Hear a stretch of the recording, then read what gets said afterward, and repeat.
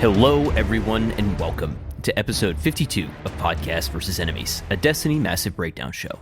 We are only a few days out now from Lightfall, and this episode will probably be coming out just a few hours before launch while everyone is sitting there in queue, so hopefully we've given you something to listen to while you pass the time.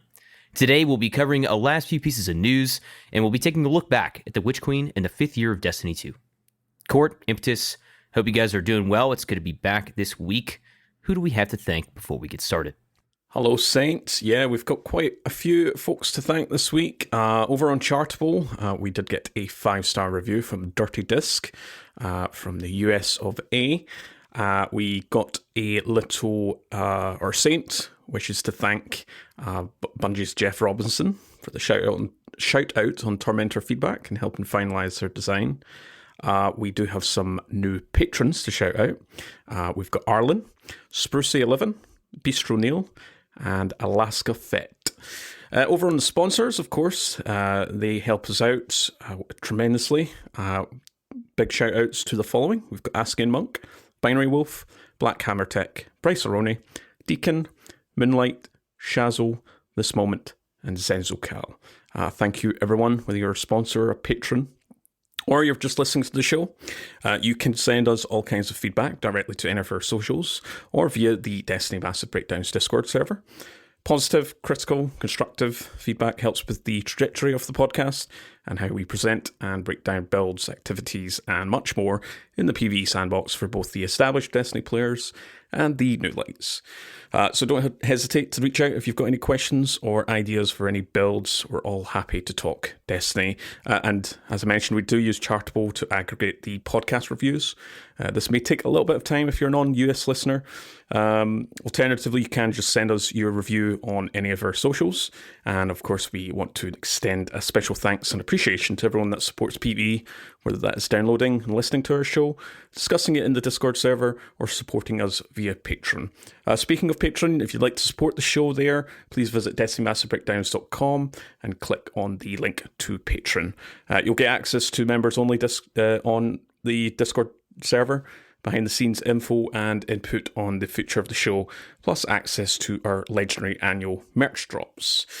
You can also check out our sibling podcast that dives into the PvP sandbox, that is Destiny Massive Breakdowns with Ill Physics and Lego The Flash. Impetus, what are we talking about on our last episode of The Witch Queen? We are finally at the end of the info train. We've got one more TWAB, one more article to talk about here. That's the 223 TWAB and the Bringing Challenge Back to Destiny blog post. And then, of course, we will hit upon what we're taking into Lightfall, the Season 19 review, and then the Year of the Witch Queen review. So lots of stuff, as always, lots of thoughts and opinions. Buckle up for that stuff here. We'll dive into some quick housekeeping podcast updates, as we always do. I went on the Destiny Digest show, which is hosted by Danfinity. I was joined by Ill Physics and Lock and Load Live for a special call-in version of the show that was hosted on Danfinity's Discord. We discussed the Bringing Challenge Back to Destiny blog post, as well as what we're looking forward to in Lightfall. So that episode is already up. It went up last Friday, 2/24. So you're welcome to go give that a listen. And had a great time there. If you are interested in having a nice, chill Destiny show to listen to, might I recommend Destiny Digest. Danfinity is a fantastic host, really welcoming, outstanding member of our Destiny community. He's also a streamer, so you are more than welcome and encouraged to check him out. We will have a link to that episode in the show notes. So huge shout out. Thank you so much, Dan, for having us on there. Really appreciate that. All right, let's get into what we did in Destiny 2 last week. I guess I'll start things off. I think what I just am about, or what I'm about to say, is something that's true for all three of us. We were, of course, farming the Warden of Nothing, Grandmaster Nightfall, to go and get an Adept Wendigo. I was able to get the auto-loading holster explosive light roll that I think a lot of people were chasing. I also finished up my last 2 seasonal challenges for that sweet, sweet Bright Dust. And after this episode's done, I'm going to be heading over to the crafting terminal to dump a few Ascendant Alloy into some crafted weapons that I'll be taking into the Lightfall Legendary campaign. Court, what were you doing? Much the same here, Wendigo farming. I did get my 6 out of 5 roll, which is the spike with a auto-loading holster or field prep and explosive lights. Got that after my 7th run, I think, and I've been having pretty good luck with the Wendigo farming. I know folks have been getting steady hand and what's the 4th column? People golden tricorn. Yeah, golden tricorns. I think rangefinder is really the one that everybody's looking for, right? So useful. I did manage to finally get around to doing my solo flawless duality dungeon completion.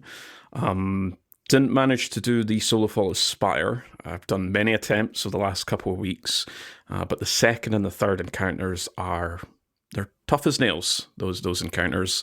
I do have a little bit of time before the servers go down on Monday to give it another run or two. So if I am successful, I'll post over on the DMB Discord server. And a little bit of a personal / science announcement, I suppose, from me.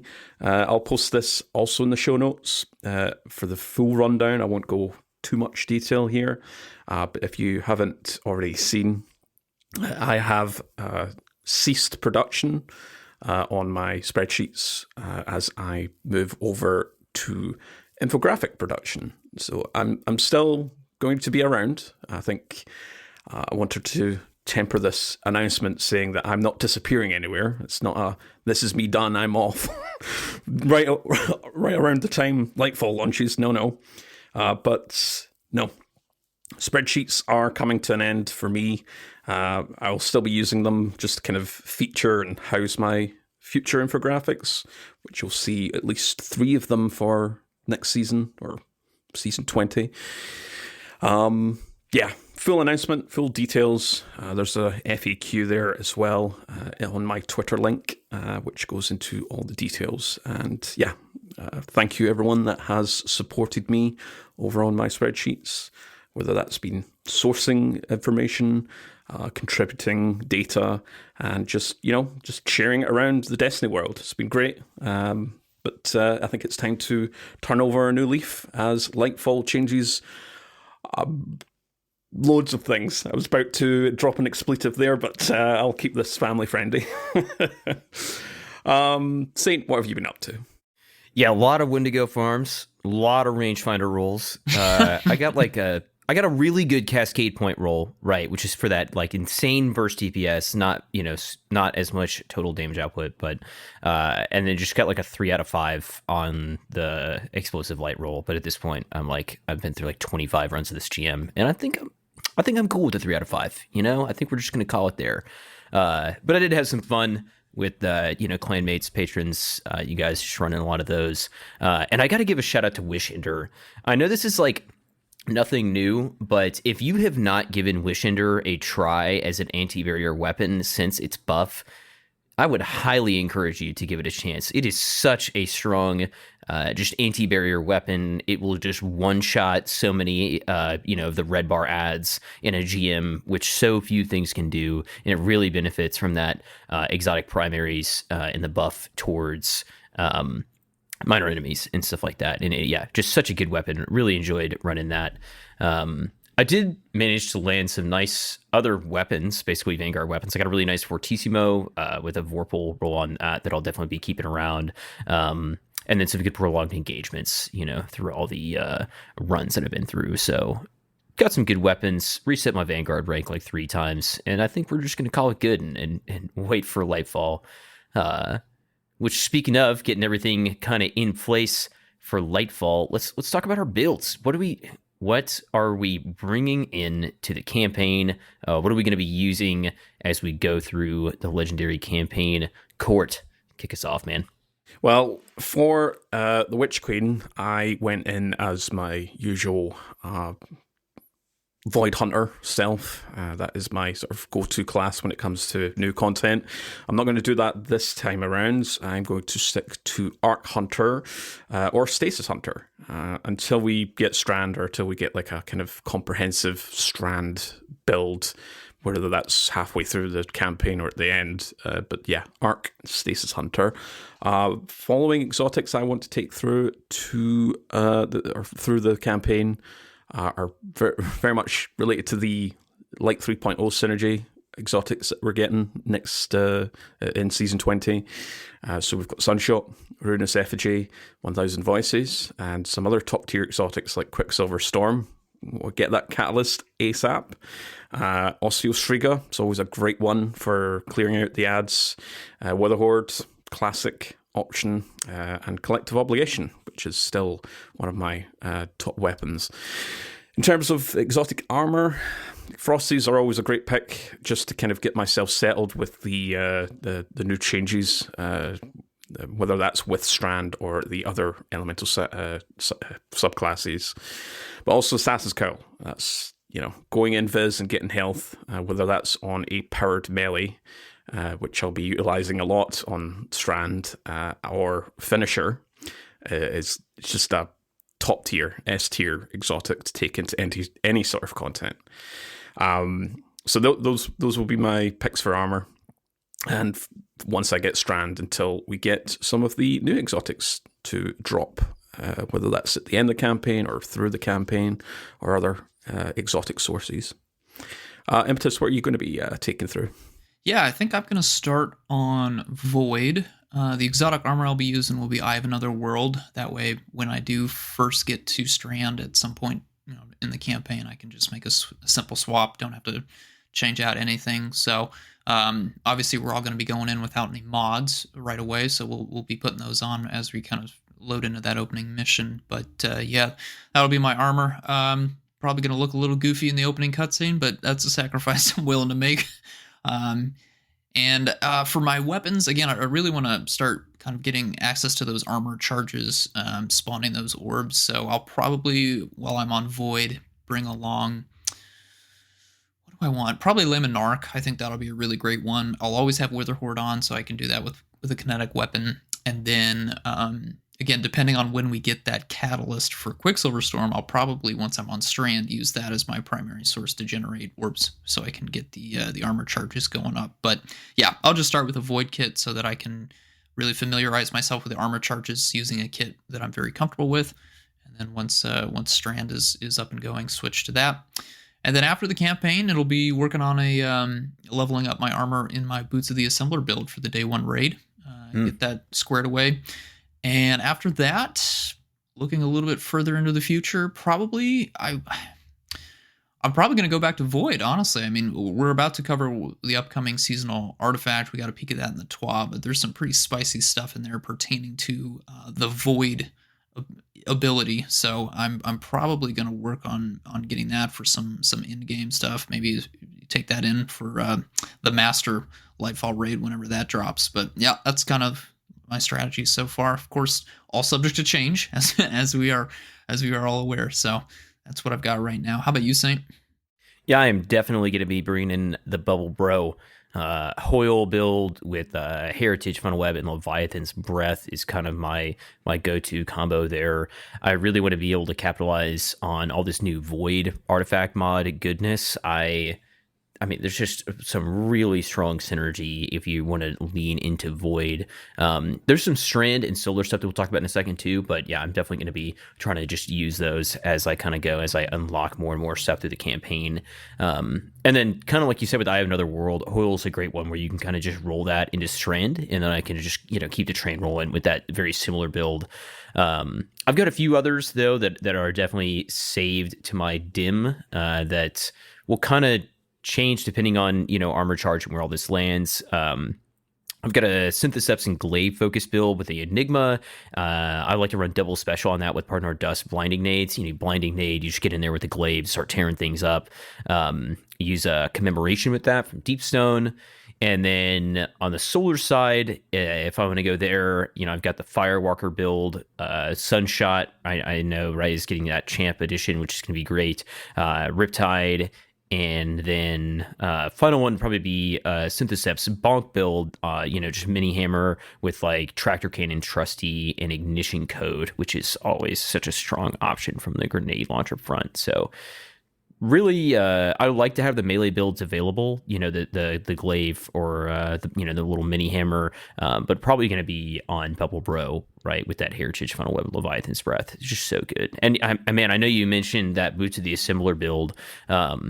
that is just so strong, with the Lumina. I think that is something that does not see nearly enough playtime for how much of a buff it gives you, which is like 30%, 35%. 35. Yep. Yeah, it is an objectively better buff than almost anything in the game, except for a few outstanding things like, Firewalker times 4, right, is like 40%. There's a few other things like Banner Shield, right, is a little bit better, but you don't have to sacrifice all your damage to use that assembler build. Like, you can still have a good heavy sitting in your heavy slot and be able to provide a huge buff. But yeah, if you are a day one Warlock, you should listen to Impetus and probably level up those boots of the assembler. All right. We got more news though too to jump into before we get to our review. We've got a pretty big TWAB here, and we have very light, confrontational article about difficulty that we'll just touch on briefly. Yeah. So we'll start off with some artifact, and we'll kind of just go through. We'll go around as we talk about some of the columns and stuff like that. We are recording this like right before launch, right? So around the time that this is going live, there's probably going to be some patch notes and things like that give final details. We may miss them. We'll definitely be talking about them next week as we kind of talk about our early impressions and things like that of Lightfall and all that stuff. So, forgive us if there are any kind of details or anything like that in the patch notes that we miss here about build crafting or the way the artifact lands, anything like that. So I'll start us off with a recap on the changes to the way that the artifact is going to function in Season 20 in Lightfall and beyond. Artifact mods are now essentially perks that are being applied to your character. They are passive. They do not have to be slotted into an armor piece to be activated. Once you unlocked an artifact mod perk, it is automatically applied to your Guardian, and it just functions. It just works. 12 perks are unlockable per character, and you can reset the artifact with 0 cost. Unlike before, there was a price. Now you're limited to the number that you can achieve or have active, I should say, on your character at a time, but it can be reset for free. Anti-champion weapons featured on the artifact can also be overcharged in higher difficulties. We'll get more into that in a little bit about the whole overcharged system. Artifice Armor now has a unique mod slot that grants 3 additional points to a character set of your choice instead of an additional mod slot for seasonal mods, because like we're talking about, you can't slot mods, so that it doesn't serve any purpose. It just wouldn't work anymore. This change is going to be retroactive to all the Artifice Armor. This is something we've been talking about a lot. We've been farming Master Grasp. We've been farming Master Duality. This is what we're looking for or looking forward to. And I know there's a bunch of tools that are being prepped for this. I know Armor Picker, right, is, I believe Miyago is the guy that develops that. Is already working on some tools for this. But it's going to make hitting those really high tier stat builds with no wasted points just even easier, right? So definitely keep your eye out for that. If you have Artifice Armor, you should be capitalizing on it. It's going to help you with your builds in the future. And keep in mind that whenever you start looking to build craft, you're not going to be slotting anti-champion mods in your arms. You're not going to be slotting gameplay mods in your class item. They're just going to work. But you are going to be limited to how many of, some of the columns and things like that you can have active at a time. You can't just take all 5 of the column 5 traits and just be completely overpowered, even though you may not even need all 5 for the final column to be pretty overpowered. All right, let's jump into our champ mods. Court, Impetus. I can do this one. Yeah. All right. Starting column 1 here, anti-barrier. We've got 2 options: sidearms and pulse rifles. I think pulse rifles are probably going to be the one that most people gravitate towards. Anti-barrier champion or barrier champion, tend to be a little bit more rangy. So dealing with them at range is preferable. With pulse rifles in particular, I will remind you, the origin trait Hake Breach Armaments is great for an additional source of damage against that barrier once it goes active. We do have this season's pulse rifle Disparity, and then also our ritual weapon for this season, Vele's X. These both have the Hake Breach Armaments origin trait as an option there, so definitely consider those 2 for a next season. Vele's X is also Void, which we'll find out shortly why that's going to be really great, but just something to keep in the back of your mind. For Overload, we've got bows, auto rifles, and SMGs. That's going to be fantastic. I think those are probably the 3 most popular options for that champion. And then Unstoppable, we have scout rifles. Additional note here, when the Overcharged modifier is active in an activity, you will deal 25% more damage with the above anti-champion mods. And again, we're about to get into the Overcharged modifier and what exactly that means. But again, something to keep in mind for these anti-champion mods. Court, what's going on in column 2? Things are starting to spice up. We have these authorized mods. So they are armor energy costs of all armor mods affecting the following weapons or abilities are now significantly discounted. So the focus here, as Saint has been saying, will be void weapons, solar weapons, and strand weapons, as well as grenades. And they didn't specify a specific element, but presumably that's all of them. And we'll have multi-siphon mods, so grants access to armor mods in your helmet that combine the effects of the strand siphon mod with the solar siphon mod and the void siphon mod. So a lot of interesting pairings here. You can already see the focus on solar, strand, and void for Season 20. And it gets even better for column 3. So I'll start us off here again with, we've got something called Shatter Orbs. So the first time you break a combatant shield, you create an Orb of Power if you break the shield with the matching damage type. Now, Orbs of Power are, of course, going to be the big core, the backbone to the Overcharged system, along with other systems, like Star Eater Scales obviously feeds off Orbs of Power, Explosive Light for your Explosive Light rockets and grenade launchers. Here you go. It's a very easy way to get an Orb of Power. Do note it's just the first time you break the combatant shield. You can't cheese it by continually letting them put their shield back up. We've got Defiant Armory, which is the collection of origin trait boosts. So improves the benefits provided by Noble Deeds, Nanotech Tracer Rockets, Tech's Balanced Stock, and Ambush origin traits. So the first two, Noble Deeds and Nanotech Tracer Rockets there. We did see the Nanotech Tracer on one of the images for, I think, last week. Impetus and we talked about that. Tech's Balanced Stock is from the Spire of the Watcher dungeon. Those are the origin traits for those weapons. And Ambush is the Season 19 weapons. So yeah, we'll get back to that in a second. There's another perk that increases the effects when it comes to the Overcharge modifier. But continuing on with column 3, we have Untangler, which is one of our first kind of big exclamation points when it comes to synergy, which is all I'm looking for when it comes to these artifact perks. So when you destroy a tangle with a strand weapon, it suspends targets damaged by the explosion. Now, you can use that suspend synergy for unstopped champions. So it's mentioned about we only have one weapon that has unstoppable capability, and that's scout rifles. Might be thinking, was that it? We've got a few here, this one included, but do remember, Season 20 is where the champion counter system opens wide, just absolutely wide for a lot of subclass synergy, and this is one of them.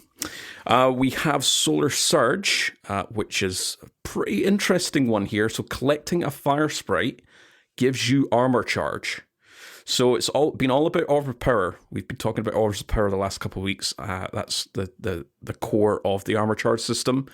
Here's an artifact mod which kind of forgoes that, and you can just collect a fire sprite to give you that armor charge. So the highlight here for fire sprites, if you cast your memory back to a few episodes ago, fire sprites give you grenade energy on pickup, and you can pair that, or you can use the following embers: tempering, which is solar weapon kill; combustion, which is solar super kill; and searing, which is killing scorched targets. All of those will provide fire sprites for their various effects. You can also combine Ember of Mercy, which is one of the new ones coming out, which allows for fire sprites to grant restoration when picked up, and you are also you gain restoration when you and nearby allies when you revive an ally. So nice little synergy there. We do have the Return of the King. Volatile Flow is back from season 16, which was all about picking up Void Wells.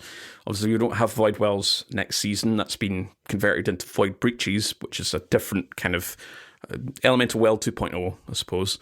But this is all about, again, Orbs of Power. Grants your Void weapons volatile rounds. Again, this is another champion synergy. That's Barrier. Really good against barrier champions. Hunters are going to be feeding a lot on. They're going to be eating really well with these type of mods. But our Titan and Warlock friends can now get a really easy access to volatile rounds, and you can combine this with the other.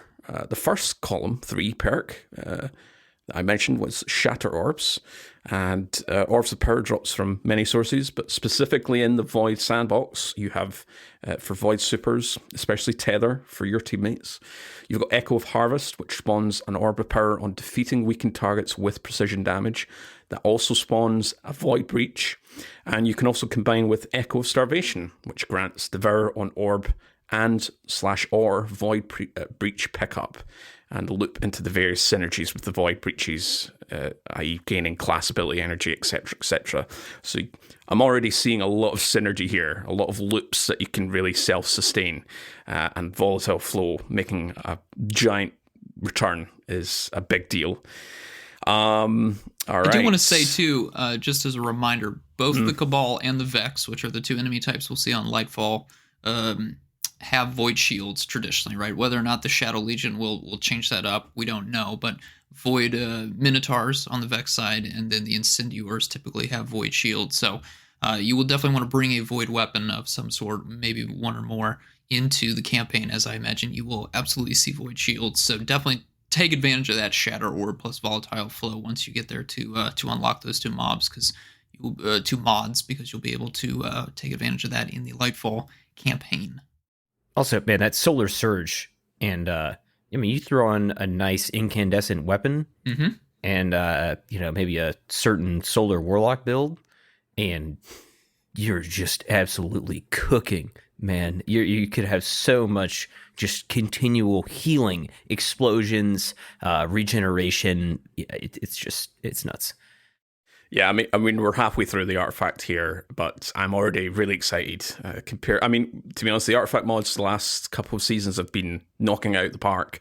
Yeah. Especially, Volatile Flow back in season 16 was the go-to if you wanted volatile rounds. But a lot of these options are looking really exciting. And it gets even better for Void. Yep. Yeah. Saint, what can you say about column 4? Yeah, we're just gonna grab those verbs that we had, and we're just gonna keep cranking them up, right? With Bricks from Beyond, defeating a powerful combatant with a void weapon has a chance to generate heavy ammo for you and your teammates. Commemoration, I'm looking at you. Okay, all right.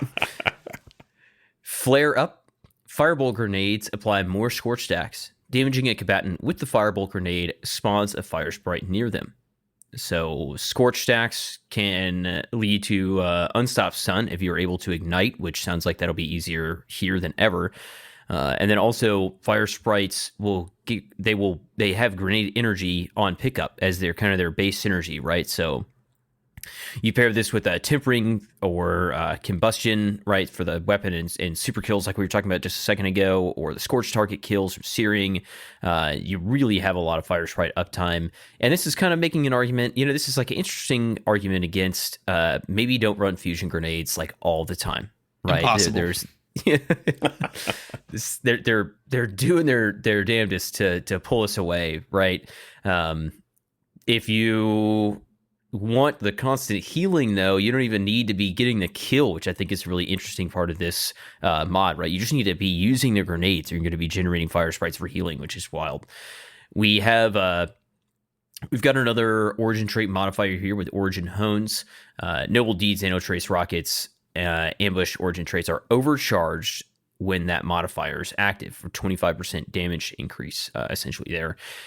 Allied Unraveling Rapid final blows with a strand weapon grant unraveling rounds with a longer duration near allies. Now, unraveling rounds will also have barrier synergy. And this is, for looking back just a second ago at that Untangler mod, now we have some really nice strand synergy here for barrier and unstop kind of baked into that class. So again, making a pretty good argument for strand out of the gate, which is really nice to see.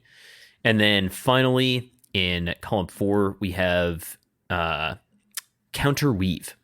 When you or a member of your fire team stuns or defeats a champion, you gain energy for your least charged strand ability. Another one leaning heavily into strand. This could be really nice kind of self loop for strand subclasses, barrier unstopped champs, right? We just talked about we have some really nice ways to stun these champions built into the classes, as well as some artifact mods are going to really lean into that.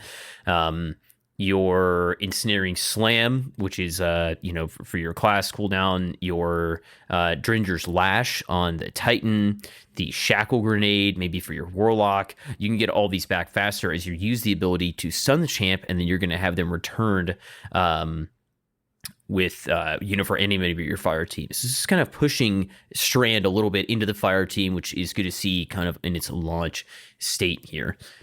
Finally, we have column 5, which we'll probably be talking about this one for a little bit more than the other ones. And there's some really interesting stuff in here that I don't think we've seen anything like this before, at least a couple of these. Starting off, we have Stranded Reach. Destroying a tangle with a strand weapon creates a larger, more damaging explosion. Global Reach, anybody? Ooh. Flashbacks? Okay. Yeah. Rain of Firebolts, again, trying to pull you off of those fusion grenades. Trying, all right? When you have a Firebolt grenades equipped, you gain a second grenade charge. You can combine with Flare Up, right, for that really high synergy for your fire sprites and scorching and maybe some igniting too. The most interesting one, I think, here is Void Weapon Channeling. You gain a temporary bonus to void damage after you defeat a target with a void weapon while at least one of your void abilities is fully charged. This damage bonus is increased based on the number of fully charged void abilities you have. Yeah, this is going to be big for sure. Big. Yeah.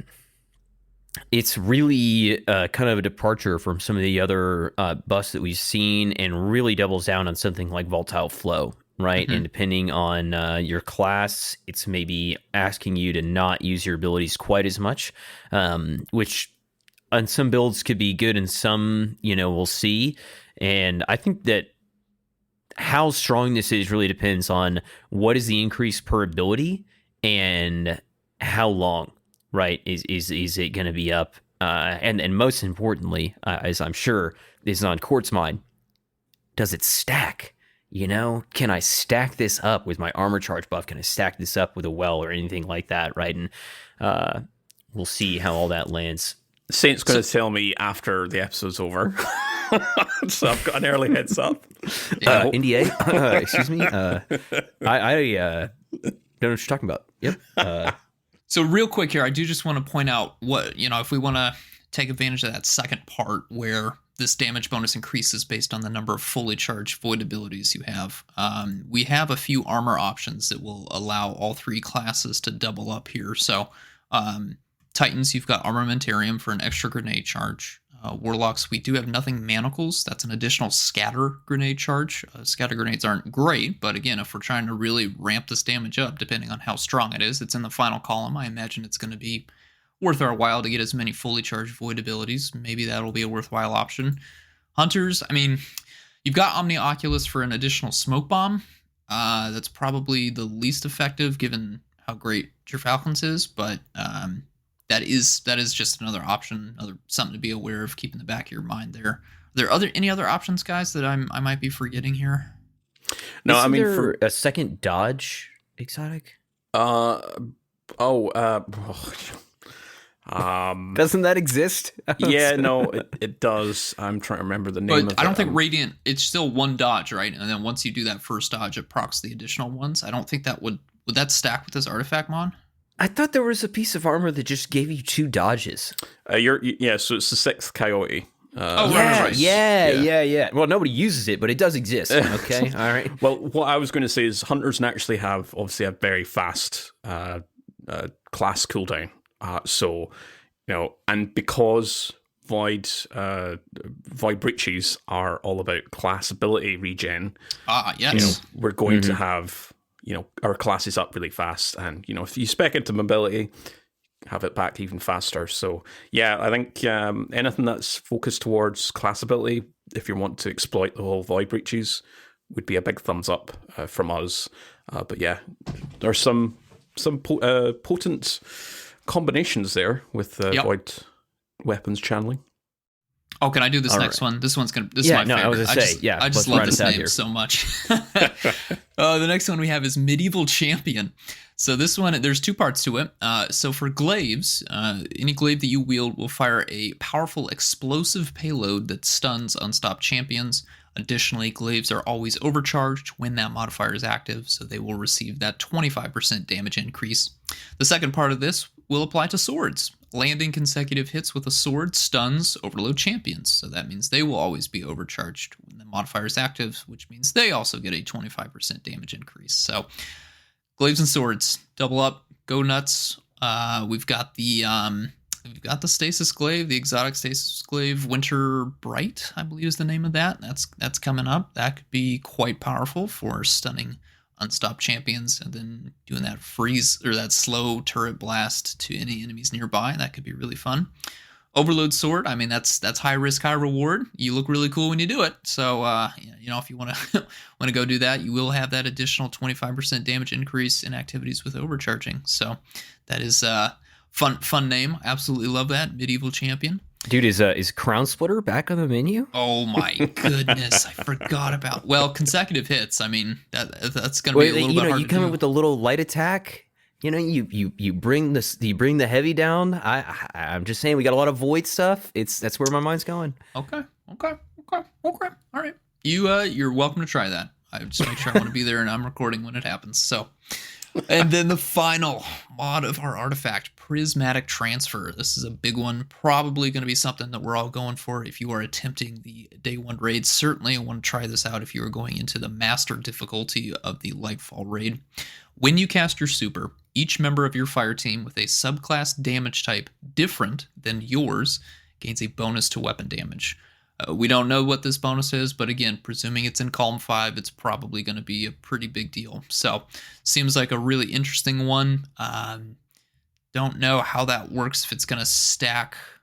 I mean, it's probably not going to stack with other people in the fire team, I would imagine. More of a one and done mod, but definitely going to be interesting. I mean, we've got good damaging supers on all the elements outside of stasis, so that should be pretty interesting. I mean, we could probably get that bonus up pretty high. Oh wait, no, it doesn't even stack the bonus. It's just a one done. Yeah, is that it? Yeah, that's how it works. So that'll be interesting to play with. I don't know if I'll be able to get to column 5 of the artifact before the Day 1 raid hits, but yeah, we'll be keeping an eye on that, see what that bonus to weapon damage is. But that is your season 20 artifact. Very interesting. Lots of synergies here. We'll really see that picking up here in the artifact. A lot of different opportunities here. So very excited to play with Void, the supercharged Void. Very excited to play with Strand, obviously. Let us jump into a quick refresh on champion counters, because we've got some new options. We also have plenty of old options. So, Court, can you tell us about the intrinsic champion counters for our exotic weapons, and then the anti-champion artifact perks? What are we looking forward to here? Yeah, so this subject's very close to my heart with the recent infographic that went up, and I'll have another one in season 20. But yes, as a reminder, we're going to kind of recap some of this. So we've got, for the exotics, we've got Ariana's Vow for Barrier, Divinity for Overload, and Leviathan's Breath for Unstoppable. Void, remember? Void for Leviathan's Breath, on top of the buff it's getting as well. It's gonna crank, man. Unstops are just going to fall over when they see that thing. For the artifact perks, as we've already been discussing, Anti-Barrier Pulse, Overload Bow, Unstoppable Glaive. And for the subclass verbs and status effects, they did kind of clarify this last week. But this is the full list. So for Barrier, you've got Solar Radiance. So when you are radiant, your weapons will be able to pierce and stun barriers. You've got Void Volatile Rounds. and you've got Strand Unraveling rounds. Out of the three they're actually, compared to the other champions, they're pretty, not a lot of options to get said triggers, and I think we only know of one so far for Strand Unraveling rounds, and it's an artifact mod, or perk, I should say. For overloads, we've got Arc Jolt, we have Void Suppression, and we've got Stasis Slow. And for Unstoppable, we've got Arc Blind. We've got Solar Ignition, so you have to trigger the ignition in order to stun them. But we have a lot of Solar Scorch options to proc it, as we've been talking about, with the Firebolt Grenade mods. We've got Stasis Shatter, so that is your slow into freeze, into shatter. You need to trigger the shatter effect on the Unstoppable. Quite a few options there as well. And we've got Strand Suspend. Again, a few options there. They clarified just how things are, if you want to stack effects and various triggers. So the verbs work no matter how they are triggered. And they gave 2 examples here. So if you are radiant because a Solar Hunter used an acrobatic dodge near you, so that gives the hunter and nearby allies the radiant effect, you will shoot anti-barrier rounds until the radiant effect wears off. If you use a weapon with the Chill Clip perk, so Riptides being, first place, S tier, S++ tier, the slow effect upon direct hits will, of course, stun the Overload champions, and then the Shatter upon a second hit will stun Unstoppables. While you are Radiant, though, the same weapon would pierce a barrier champion but not stun Overload. So there is a little bit of a conflict. I think this has obviously been made to kind of balance things, so you're not going in with Riptide with for Grandmasters and using it against all the champions. I suppose you can do that if you say to your teammates, "Don't make me radiant." But just to repeat, while you're radiant, the same weapon would pierce a barrier champion but not stun overloads while you've got that effect up. So just take that into consideration when you're making your builds and kind of speaking to your teammates.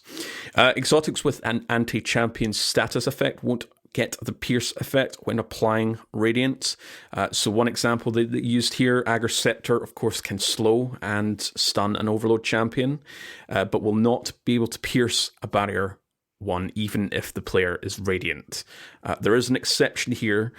So exotic weapons, so we're thinking like Sunshot, that are able to scorch, will still be able to be used with radiant versus barriers, because ignitions require a little bit of a build-up in order to stun Unstoppables. So again, those 2 big factors to take into your sort of mid to end game content once you've cleared the campaign and those sort of activities. And like I mentioned, I will have an updated champion counters infographic up on my socials and the DMB Discord server a few days after Lightfall. Just want to check everything, see how things work. One thing that they didn't specify here is, so we mentioned Leviathan's Breath there. It's not made explicit here, but does the Leviathan's Breath with volatile rounds, because you can proc that on Leviathan's Breath with it being void, can that pierce barrier champions?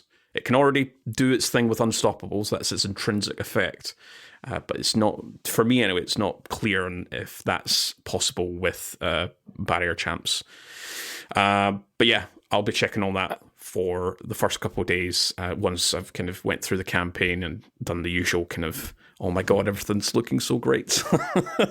I think the wording they use for Leviathan's Breath is very specific, because they say that it makes a target volatile.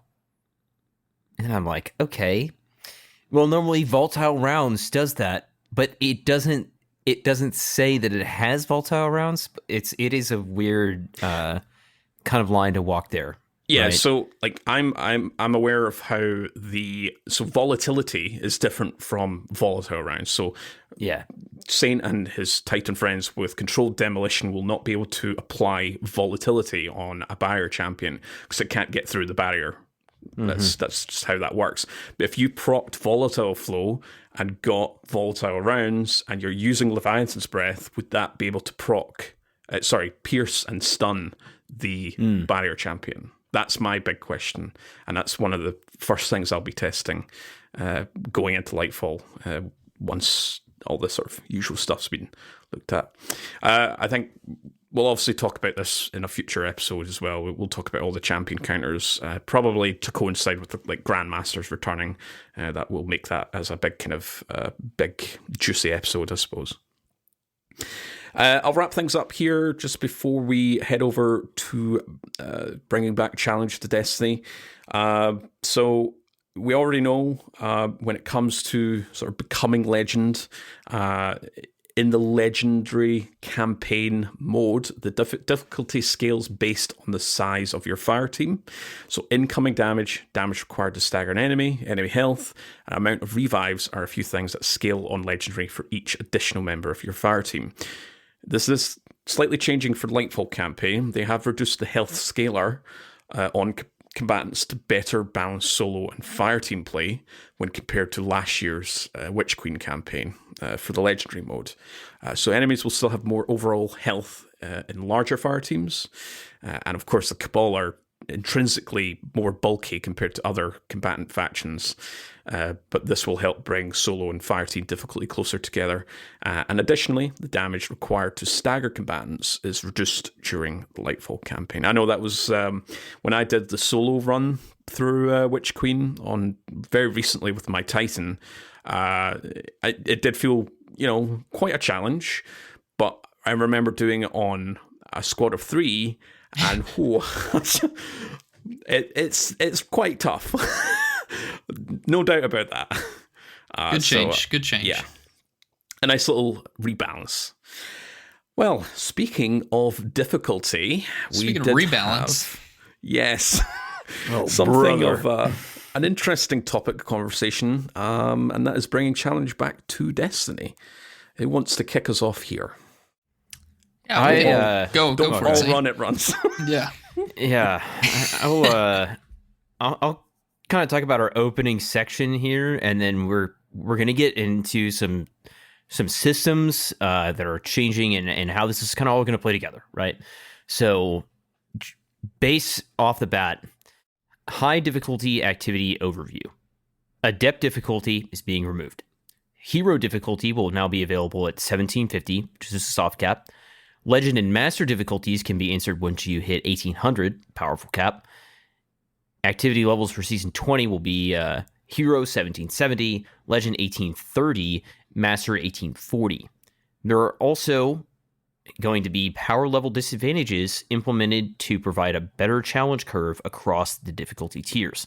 This means a -5 power level at Hero, -15 power level for Legend, -20 for Master, and -25 for Grandmaster. Match game is being removed entirely. Mismatched shields now take 50% less damage. All right, that's a lot. That is not a lot of statements, but a lot of change coming to the game. The first thing I'll say is that I definitely see this as like a more linear growth between like Hero and Grandmaster, rather than going to just immediately going to Master and it's a cakewalk when you're pretty leveled up, and then you go to Grandmaster and you're just getting smacked around by some enemies and you're very weak. We also have the whole Surge's Threats and Overcharged System to talk about in just a second, but kind of initial thoughts on the power levels being implemented for some of the previously lower difficulty tier activities. Where are you guys at? Yeah, I mean, I'm happy that Adept is going away. That really just felt useless. I didn't really think anyone, even new players, there's no reason for that difficulty to exist. It's like a way to get them into a Nightfall for the first time. I thought hero difficulty would have been just fine previously, so I'm happy with that change. As for, power level disadvantages, how do I feel about that as a way to increase challenge? I don't know. I spoke a little bit about this at the Destiny Digest, but part of me just wants to wait and see how this all plays out before I really give my thoughts. I'm not thrilled that I'm the one that has to be kneecapped to make the enemies harder, but if that's just the most efficient source of challenge that Bungie can provide for me at this time, I'll take it. That's really where I'm at right now. But I'm mostly going to wait to give my real thoughts and feelings once I actually get to experience minus 15, minus 20, minus 25 power levels on those respective difficulties. How about you, Core? Yeah, when it comes to the sort of activity levels, this will be the last season, if I'm not mistaken, before they stop increasing the power cap. Yep. Season 21 is where they don't add plus 10 anymore. So that part I'm not really concerned about. But yeah, I feel like, yeah, I'm with Impetus here, where I want to see how it feels in game before I cast judgment here. I'm always more interested in activities being more difficult and the content is more meaningful, whether that's through more ads and more diverse combatants. So just increasing light level and you're kind of at a disadvantage intrinsically. Initially, I would be like, I'm not a big fan of that. But yeah, I don't want to say too much right now because I want to see how this feels in Lightfall. Saint, you got anything for that? Yeah, I mean, it's definitely when we look at this season, kind of look back at our current season and look forward, it's like, okay, well, definitely this was like kind of a test bed, right? To have the seasonal activity be a -5. And I definitely have been through the thing of like farming master Nightfalls like a week before GMs come out or something like that. And it's just a blow over. And it seemed like there was such a big cliff right between the modes. And I do like the idea that it is more linear and it's less exponential to go from legend to grandmaster. I also think that this cuts away at the need to like grind your artifact, which, this is not exactly how I thought that was going to go down, but I am happy to not have to grind my artifact, right? Yep. And again, kind of like it just said, it's something that is like it's easy to look at this and be like, oh, the game is just getting so much harder. But it's so much more changing, right, than just the level delta, which I think is something that like people see these numbers and they're like, oh, the game is getting so much harder. And it's like, oh, well, like, yes, there is more constant handicapping and it is much more difficult for you to just be really overpowered in some situations, which I know is how things have just felt for a long time. And that's just because of like continual power creep over the past 4 seasons, IMO. But I don't think that it is maybe as bad as it has been made out to be in some situations, or as drastic of a negative change, as it could be. I was going to say, I think players are probably being a little bit selective in their concern here. They're maybe looking at those ability tweaks that we found out where, the tier 10 discipline, tier 10 mobility, tier 10 recovery, and tier 10 strength are getting knocked down a little bit in their times, right? We're returning to a 30th anniversary style ability sandbox. Then they're looking at this and thinking, oh my goodness, I can't just throw a grenade and wipe out the entire room. Like, what am I going to do here? And yeah, it's definitely going to feel different, but they are also making some other changes, notably to the burns. So let's get into those changes as well, because this is something else that we'll want to look at here. We have previously the burns in high-level activities where you would have a 25% damage buff to a featured ability, and then a incoming 50% received damage would be higher. Now we are getting that split up into surges and threats. So we'll start with surges. 2 different elements are going to be surges, either of which will give you a plus 25 to your outgoing damage. And if you're using a surging subclass, you will also get a plus 25 to kinetic damage. So kinetics are also getting some love here, which is nice. The featured surge for Season of Defiance will be Strand. And then on top of that, there will be a weekly rotation of surges between Solar and Void. If you are on Strand or on Solar or Void, then you will perform 25% increased outgoing damage with those abilities, And on top of that, you will have 25% increased kinetic damage. Surges for high difficulty activities will change every season based around the featured damage types. So that's surges. The next part is threats. Threats are a plus 25% damage to your Guardian from a specific element. That is 25% less compared to pre-season 20. Remember how old burns used to work. So this is actually a reduction from the threat side of things. So again, if you're only going to focus on the new power levels and you're only going to focus on the reduction in the ability uptime, yeah, you can complain, but let's be fair here. There's also going to be some buffs that we're getting in these specific high-level activities in the surges and the threats. So now we are also getting a third component to this, which is the Overcharged System. This is applying to weapons. So Overcharge works like this: 1 or 2 weapon types per activity, as well as any selectable anti-champion and other perks also makes those weapons overcharged. Any overcharged weapon can ignore the surge element and still get the plus 25 damage bonus.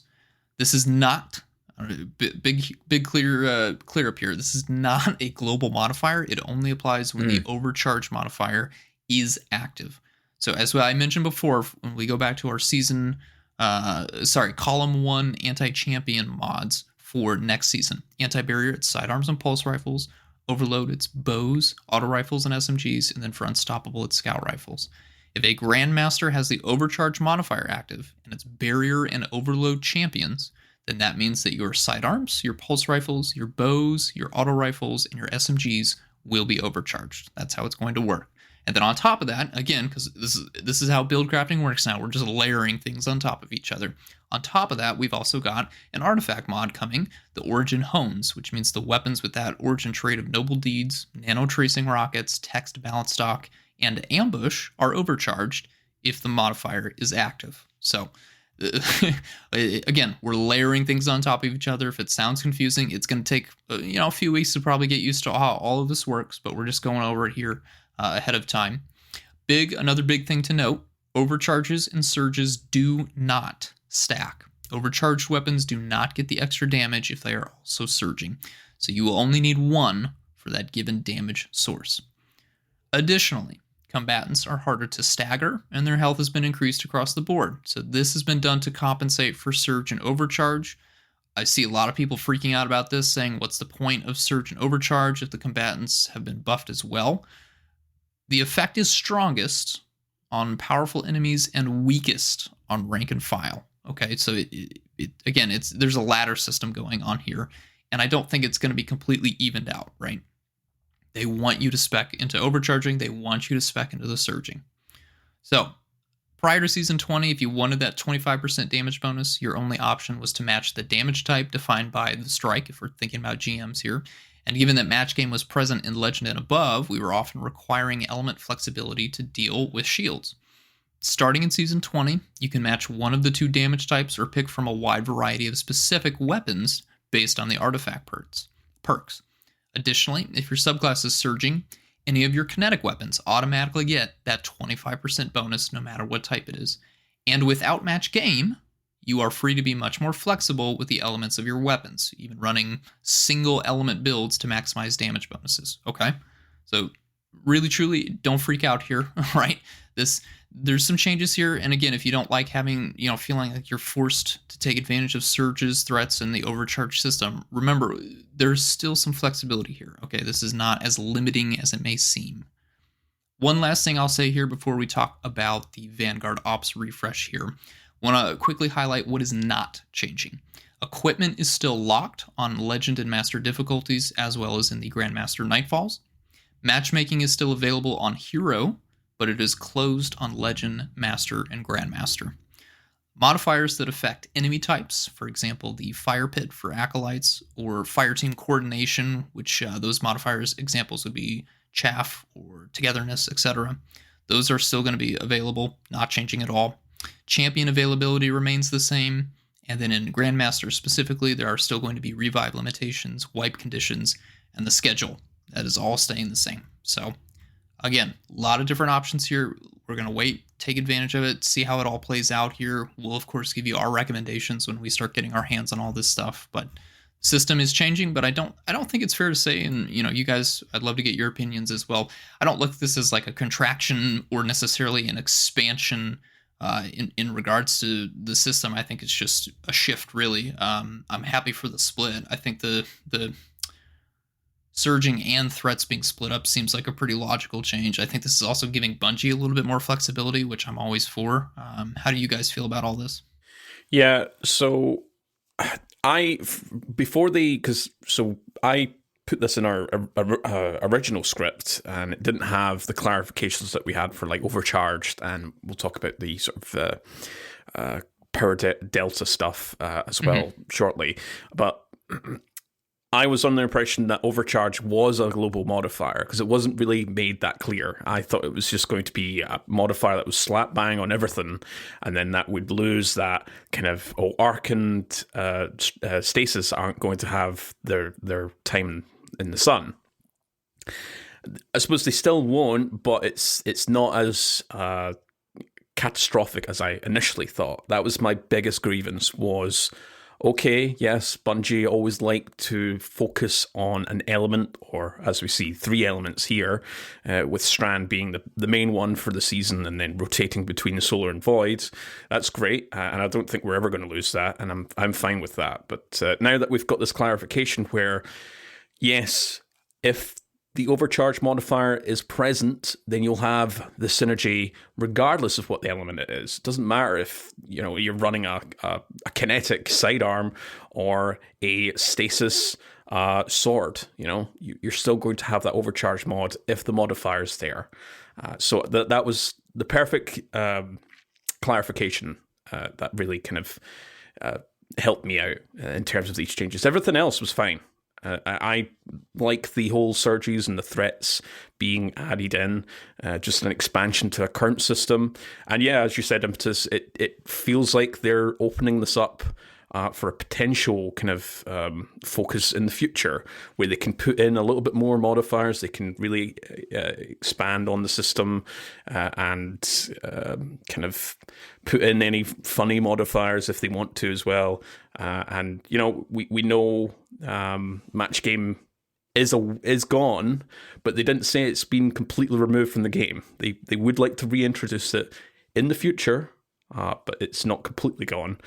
So really, it's just an experimentation that Bungie they feel a lot more kind of open to do with these type of elements. So it was a good clarification, and the emphasis on overcharged with the modifier active, and we'll still have the same difficulty scaling when it comes to Grandmasters. Where, you'll have these modifiers as well, but, we're still going to have locked loadouts, and we'll still have the revive limitations. So that particular aspect of Grandmasters, which is what I enjoy, isn't going away, which is great.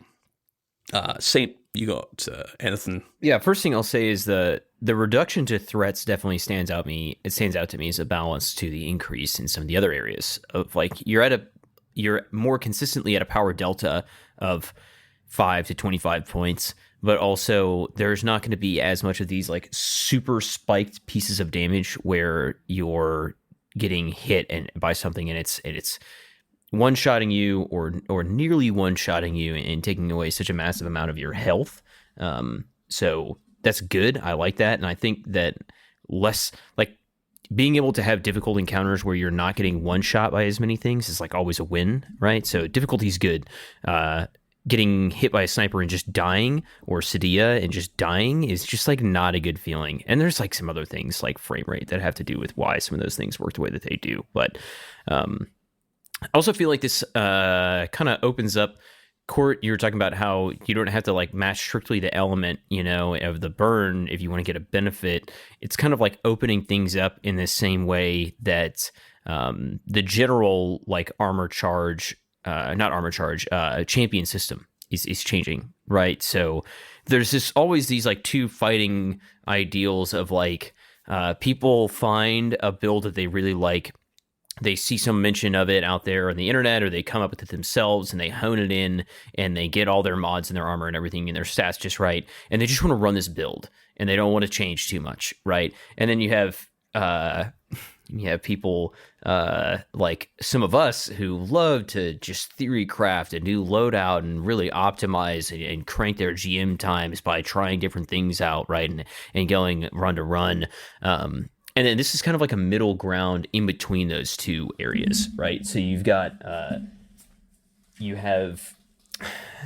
have like still strict-ish ways that you have to interact with things and things that you have to have, but at the same time, it's a little bit more open as to exactly how you do that, which is great. Yep, completely agree. I think there's a few other changes we have in the end here about combatants and staggering and stuff like that, right? Yeah, so I don't know how much we want to really cover because we have got a little bit still left on this particular episode.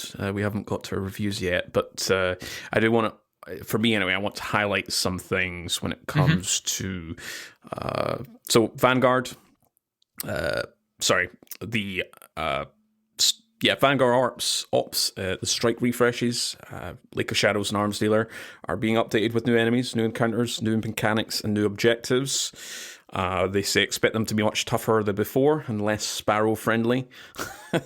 And, of course, we know that they're working on Exodus Crash and the Infertu Spire, so their presence on the Vanguard Ops will be dramatically reduced, and they won't be part of the Nightfall rotations until they are brought to parity, but you can still individually play them if you want to. The other thing here, they did talk about scoring, which is, it's nice to see like a kind of number goes up kind of thing. But for me, the big thing that I wanted to cover or talk about was, again, there's another kind of confusion when it came to raids and dungeons, when it came to their normal difficulties and their the master versions. So I'll talk about this briefly. And they said for raids and dungeons, combatants don't have increased health or increased stagger resistance. So Bungie want to bring them in line with other master experiences without the need to build craft towards surges or overcharges. So note these changes and any other power changes do not apply to normal raids and dungeons. So they'll just exist as they are currently, or well, I should say in season 19, with the added, a little bit of tweaking to the difficulty scaling at large, but they don't get the specific tweaking that we've been talking about. Bungie are also tuning enemy health pools so that if you completely ignore elemental build crafting, you'll experience a day one raid-like combatant difficulty. After that, you can choose elemental or overcharge bonuses to make it easier. And additionally, the threat modifier is turned off in raids and dungeons so that enemies won't be doing more damage than on day one. And they gave... So we'll have one overcharge modifier active and two of the surges active. And just some perspective from Mossy, who... Some of this is obviously not 100% confirmed. We'll have all this post-Season 20 launch. But providing the Master Delta scaling persists through to Season 20, Master will be approximately 6% harder without surges and about 17% easier with surges. I'll post a link to Mossy's Twitter in the show notes. He does share some really useful and valuable data when it comes to damage scaling. He is the big brain when it comes to this, so if you have any questions, please do not hesitate to reach out to him. So that particular section was something I was really wanting to talk about in this podcast, because there was a lot of confusion when it came to, well, how does this apply to normal raids and dungeons and the master difficulty as well? You guys got any thoughts about the raids and dungeons here? It was good clarification for sure. I probably would have been a little annoyed with these changes if they did apply, especially the threat stuff. That would have been annoying to deal with. But yeah, I mean, again, just more opportunities to really get familiar with various parts of the sandbox, which I think should be something that a PvE player, an experienced PvE player especially, would want to do in the game. I mean, there's a lot of cool stuff in there, and you just got to play around with it. So Bungie, giving you a slight nudge, pushing you over there, I don't have a problem with that. It's more when you're, required to play one very specific thing, which is one of my pet peeves that I'll bring up when we get to the Spire of the Watcher dungeon. That's when I start to have problems. But I don't see these as Bungie, locking you down into Strand, Solar, Void. It's just providing some nice options here. And the Overcharge, there are so many different weapons that fall under that category. I mean, that is not a limitation at all. Please, if you actually think look at the list of weapons for next season and tell me that there's a limitation. I think you're being a little dramatic there. So yeah, totally fine with this. Really excited to see how this works out in practice.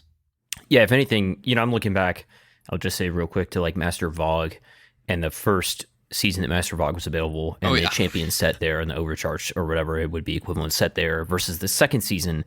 And it was just like not even close. Like I think it was objectively easier the first season that Master Vogue was available than it was the second.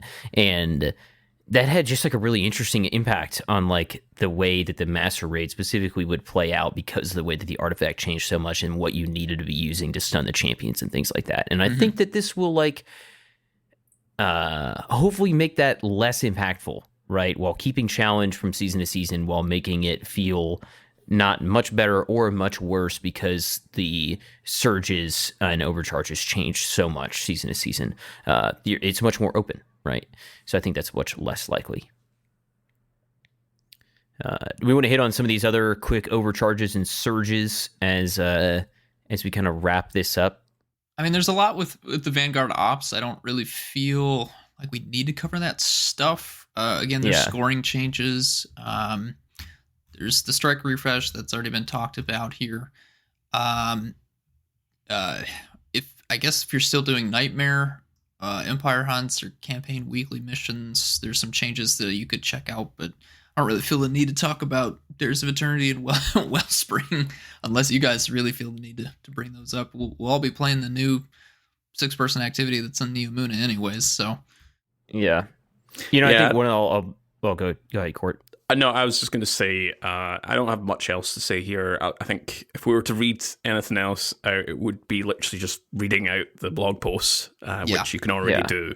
But for me personally, it was the raids and dungeons that I wanted to kind of really highlight. But everything else, I think Lost Sectors, maybe, I know there's going to be less of a focus towards Lost Sectors as they're removing, or I should say they're adding additional paths to acquiring Lightfall exotic armors.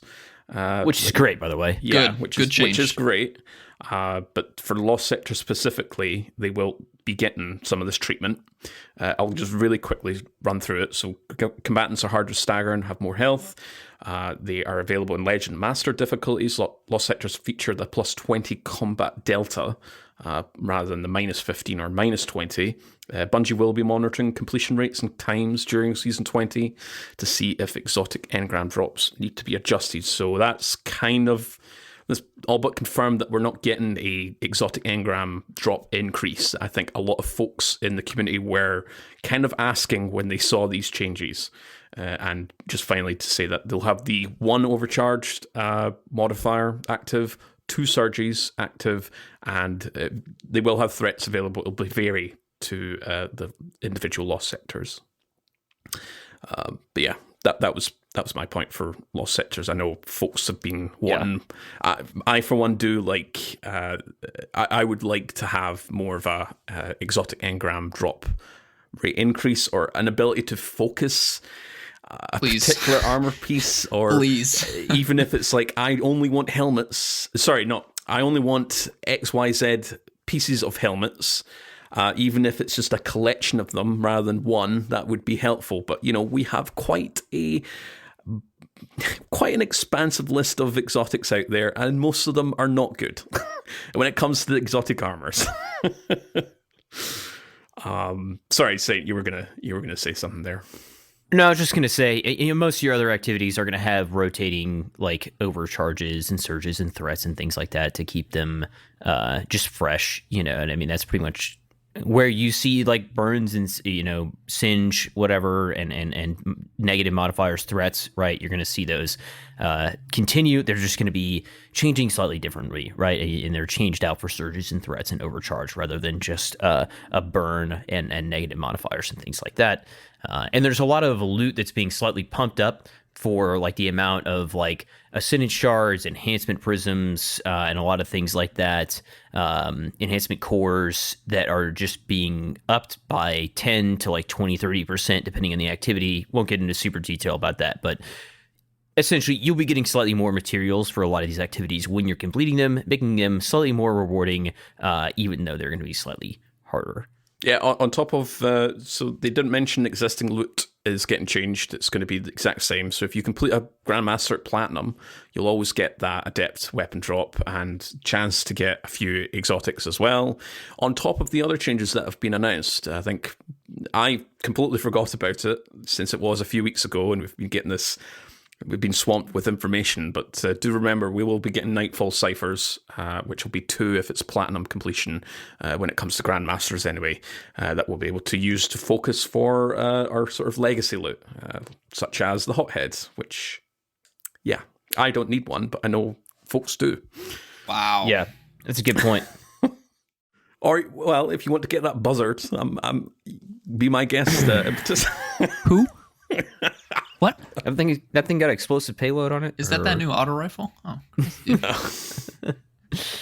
All right, let's look back. Let's talk about season 19 first, and then let's just talk about year 5, right? Year 5, yes. Season 19 of the so we'll start off with the story, right? We got the Bray family disputes.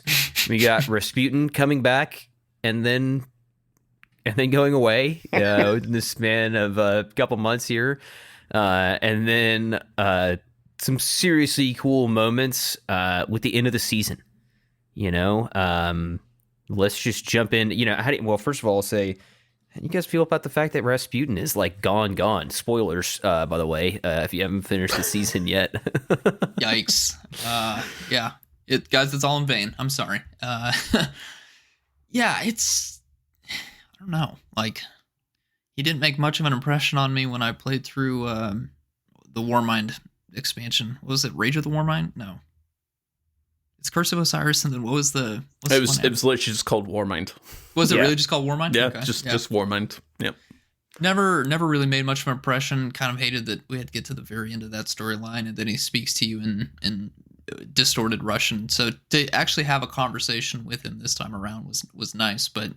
Yeah, he's always just felt like somebody that's kind of there in the background, and then especially after Arrivals getting turned into an engram and just being in there for an extended amount of time. Yeah, I wish we got more of an explanation on like what happened when he first tried to like attack the pyramids and why he just went like maybe I've just missed the lore for this, but it seems like in some lore card somewhere. Yeah. He just went into hibernation for a long time, and we never talked a lot about like why that happened or like what the darkness did to him that made him retreat. Yeah, I don't know. It's like, okay, well, it was nice to have you around. Good talking to you. Thank you for helping us out, for not blowing up the Traveler. Really appreciate everything that you did. I don't know. It's very hard to have a connection with these characters that just kind of dip in and out. And that's just kind of the nature of a live service game. Not everybody gets to be present all the time, but yeah, yeah. Court, how about you? Emotional impact of Rasputin. The story itself was rather interesting, but Rasputin, obviously with me playing the game since day one of Destiny 1, there has always been that, Rasputin is in the background, all ominous, and, he was a very whimsical character in a way, but like... the sort of roller coaster where there was drops and then kind of highs and ups when it comes to seeing him reintroduced into the story, then he disappears again, then back in, and the character of Rasputin is, or perhaps one of the largest sort of story threads when it came to Bungie's kind of storytelling. Mm-hmm. We all know that Bungie had to restart the whole story for Destiny 1. That's well publicized, and we're finally getting an actual story after 5 years since Destiny 1's release. But it was one of those kind of really large threads that have now been put to bed, and obviously the Light versus Dark saga is coming to end, but I think it makes sense for Bungie to start really kind of closing up all the loops and story threads, and Rasputin was definitely one of them. I don't really have much of an emotional impact when it comes to Rasputin. However, the general final cutscene for season 19 was spectacular. Seeing the Traveler finally do something, a move. And obviously we'll see the repercussions of it starting to do something, move around in season 20. But that final cutscene was like top tier, regardless of what the story was all about this season. It was really well done, and a nice little kind of send off for the year of the Witch Queen. Yeah. It was really cool to see them bring that back full circle, especially, kind of like you're saying, we're looking back to like 2014, right, where they had a lot of these ideas and key characters and things like that, and the final path wasn't unclear. To bring that all actually together and to make something out of it is impressive. To make it cohesive this far in the future, to be able to use pieces that are that old from the story. And I mean, it was Rasputin in this case, but I actually am glad to see like something really major happen like right at the end of the season. Whereas like we'll talk about this in a second, but like Season of the Plunder had a lot of good things to it, but like nothing happened. Okay, like nothing really happened when we look at like what's going on in the world and in the game and stuff like that. Which it has other strengths, and we'll talk about that in a second. But that was definitely a weakness, especially when you follow it right up with Seraph and like, oh, like this major lingering character, is has all this development and then sacrifices himself essentially, and so much happens to set up Lightfall, right? And it really does, like you're talking about, feel like we're picking up momentum. And we did get to learn more about the Brave family. Those characters have certainly come to prominence in Destiny 2, whereas Rasputin was there since the very beginning of D1. So I certainly enjoyed learning more about that dynamic, getting to hear about what Clovis's real intentions are, how Anna and Elizabeth are kind of conspiring against him, their feelings towards one another. That dynamic is always very interesting to me, and we still have all three of them around, obviously, going into Lightfall. But Rasputin's no more. They explained Loki Crown finally, and the whole Rasputin shot the Traveler. Yeah, and like to find out that no, that actually was the plan. Yeah, right. That was a long-time community theory. Yeah, that was really cool. That was a good payoff. I gotta be honest, I'm so over Aramis. Like, anytime she shows up in a season, I'm checking out from now on. She just keeps losing. Like, I'm not. I have no respect for her. She lost to Beyond Light. Yeah. She lost in Plunder, and she doesn't blow up the Traveler in the final cutscene. Like, how many? She gets a lot of forgiveness. I'm starting to think the Witness can't be that bad if he's such a forgiving villain for her. He is like taking. I will say the part of the lore that I do know is like the Witness taking her like compatriots and her soldiers and turning them into scorn and turning them into other like things, and like she's watching her people just like get deteriorated. She's losing on the battlefield. She's losing mentally, she's losing with the Witness, right? Yeah. You think she'd want to stop losing? That's all I'm saying. Yeah. Like, come join the winning team, man. Like, all right, let's talk about the actual like season stuff, activity stuff. Battlegrounds, operations, and Seraph Shield Revision 0 mission. We'll just start off with kind of general thoughts of. We talked about the difficulty a lot, and the -5 I feel like was a success here, and I feel like that did go over well, and I know that also was hit home pretty well for you guys. How did that initially catch you, and did you think that it was a test bed, or was it just like a one-off thing, and are you happy to see that sticking around, right? Court, go ahead. How do you feel about this? The heist battlegrounds themselves, obviously we'll be seeing more of them in the future, with Mars being one of the featured Grandmasters next season. But the difficulty, the -5 stuff, big thumbs up from me. Obviously we stopped making builds at the start of season 19, just as we knew things were getting kind of changed up, but it really tested my builds that I've talked about in previous Grandmaster breakdowns throughout the year.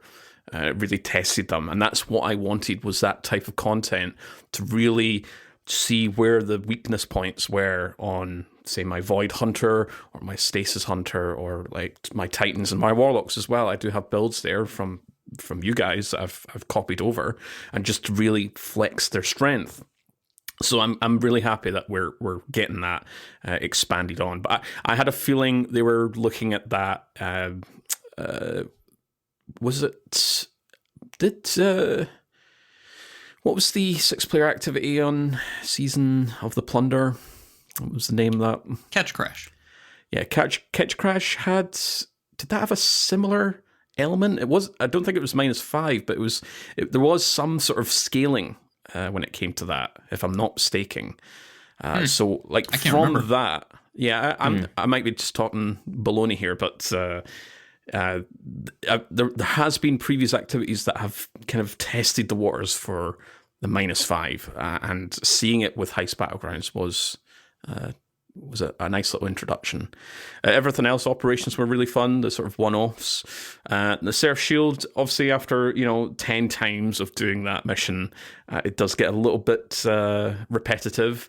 But going in first time, even the first couple of times, and doing it on Legend modifier, a lot of fun. I always love those exotic quests, and I'm glad that we'll see them come back in the future. Yes. For the year of Lightfall, season 22, if I'm not mistaken, for the rotator for the exotic quests. Yeah, I can't remember when exactly, but yeah. Impetus. I think Heist Battlegrounds are the best version of Battlegrounds that we've had so far. Modifiers were nice. Again, I had said one of the great things about the Legendary Witch Queen campaign was that it was just challenging enough that I could work on in-game builds and get some idea of how they might work in some of the higher difficulty activities without having a bunch of extra modifiers that typically come with Master and Grandmaster content. And I found the nice thing about the Heist Battlegrounds is I could also do that as well. I didn't have to go back into the Legendary campaign. I could even bring in some support builds because I would have teammates in the Battleground playlist. It's still a challenge. I get to see just how effective the support builds are. Something like Boots of the Assembler with Lumina, giving people buffs, sharing debuffs, stuff like that. So very excited with that kind of activity. Enjoyed playing that. Yeah, beyond that, the operation missions didn't really sway me too much. They're just one and done kind of things, but absolutely loved playing the Shield mission. Really, really excited that we get to have that.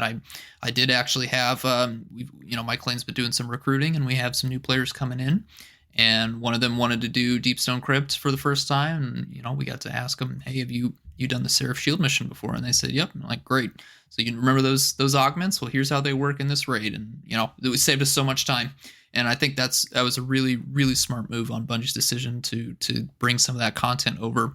We saw them start it with preservation. That they didn't go quite in depth with all the symbols and exactly how all that works, but that was at least some introduction to the Vow of the Disciple raid. I think some of us probably feel like that mission goes on a little too long to be truly effective, but that was Bungie just trying to experiment with how can we teach people how to do a raid without having to actually go into the raid with 5 other people. So I hope that Bungie continues that. I hope that we get something with the Lightfall raid that's some sort of mission that maybe takes place in there and at least gives some players the opportunity to experiment with what's going on in there, the mechanics, whatever those may be next season. So really big thumbs up for Seraph Shield. And yeah, I'm super excited that's not going away, because that was my one big complaint, of course, is that we thought it was going to be a temporary, that it would have a expiration date, and that's not quite going to be the case. Yeah.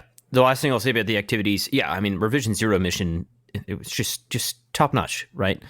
At one point, I can't remember who this was for the life of me, but I was playing with some guys from the Massive Breakdown server, and one of them was either pretty new to the game or was just coming back to the game, and it was venting about going into a Heist Battleground playlist and expecting his teammates, and neither of them have a single champion counter equipped. And he was like, what do I do? And I honestly, the advice that I gave him was basically, assume nothing from your matchmade teammates when it comes to like a champion activity, which is unfortunate, but like, man, that's just the reality of the situation, right?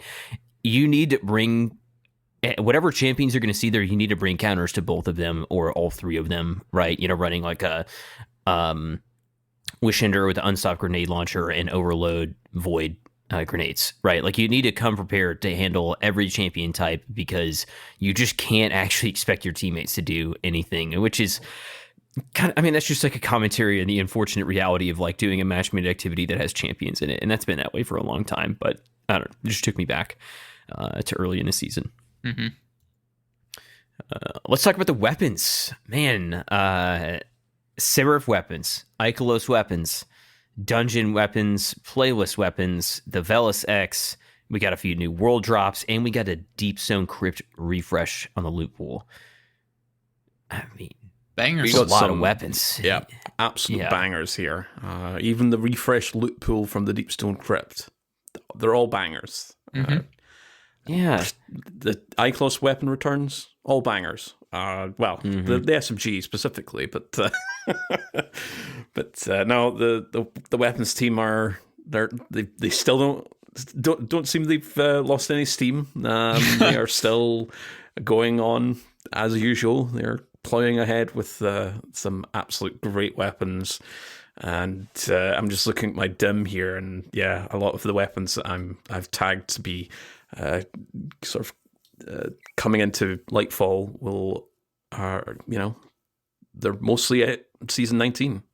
And of course, next season we'll have the ambush origin trait enhancement for season the Seraph weapons. Yeah, I love like Wilder Flight, right? And it's like double grenade launch is really interesting, right? And like the theme of those weapons, the new scout rifle archetype, right? They had 2 new archetypes just in the dungeon, and that was huge. I really enjoy that scout rifle, that subsistence to general and junkie role. I really am loving that and still been playing with that a lot. Wilder Flight has got some, it's got repulsor brace on there, right? Great rolls there. I think the only, like, I wish they had done more with some of the Seraph, like the old Seraph weapons. Like the 7 Seraph AR is interesting. The hand cannon was just a bit of a disappointment. But I mean, all in all, yeah, just a lot of hits in the loot pool. Yeah, and Deep Zone Crypt, I like Posterity and Trustee were weapons to me that were always like, oh, they're interesting, and then they actually made them good, right? Yep. I mean, putting Incandescent and Trustee, oh man. Now I that went from like a cool weapon to a great weapon, and I'm just really, it's good to see them go back to something like that has really good potential. And Impetus, I know you have phrased this before, but like their design, man, is just so good, and it's so nice to see that they have the traits to match the tier of the design of those weapons, right? Yeah, I don't know. And the Volt Shot SMG that put a certain sidearm back in the vault for now. But we'll talk more about that in a minute. If there's any other favorites or anything like that. Yeah, it's hard to pick favorites, honestly. I mean, it feels like they've, in a lot of ways, saved the best for last when it comes to seasonal loot. I mean, we've got an aggressive burst pulse rifle that's stasis, and you can craft it with Desperado or Headstone, and it also comes with Hake Breach armaments. I mean, what a fantastic weapon. We finally got an arc trace rifle, so we've got the trifecta completed so far on the legendary traces. We're just waiting on stranded stasis at this point. Obviously, Ikelos SMG coming back, probably one of the best add clear weapons in the game at the moment. We've got Fire and Forget, which is not going to be quite as impactful as it was this season, but hey, when it mattered, right? It was undisputedly the best legendary heavy. So they definitely gave glaive. Yeah, we got How a new could I glaive. forget about Judgment of Kelgrath, new archetype too. We got something to look forward to there as well. Yeah, I mean, then the great machine guns, right? We had Commemoration on Deep Zone Crypt. That got a refresh. That loot pool was almost entirely new and incredibly powerful. Terminus Horizon, really, really strong there. Demo AJ still chasing that roll. Can't wait to get it.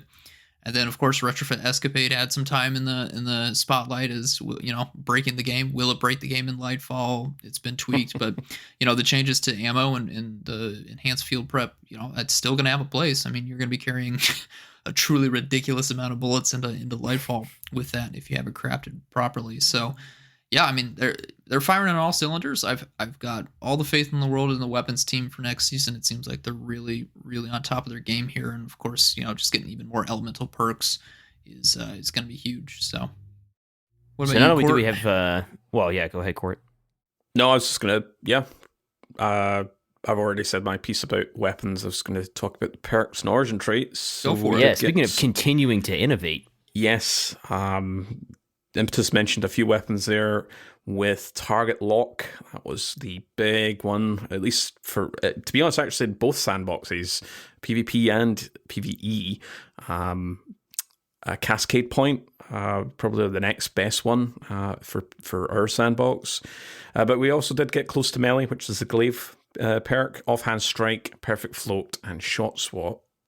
Probably a little bit more interesting on the origin trait side for this season was Ambush, which was the Seraph weapons. We've got Bray Inheritance from Deepstone Crypt refreshed, the Dawning Surprise from the Dawning, Rasputin's Arsenal for the Icolos weapons, and Text Balanced Stock for the Dungeon weapons. I'll kick us off here and say some really great origin traits there. Bray Inheritance, there was a little bit of a unintended thing for, I think, was it the machine gun, where it was adding way too much ability energy, but being able to get your ability very slowly, but as long as you're being aggressive, you're getting your ability energies back. Ambush is certainly not something to kind of turn your nose up at. It's useful, but with the added option of how I'm looking at disparity here, where it has ambush or hacky breach armaments,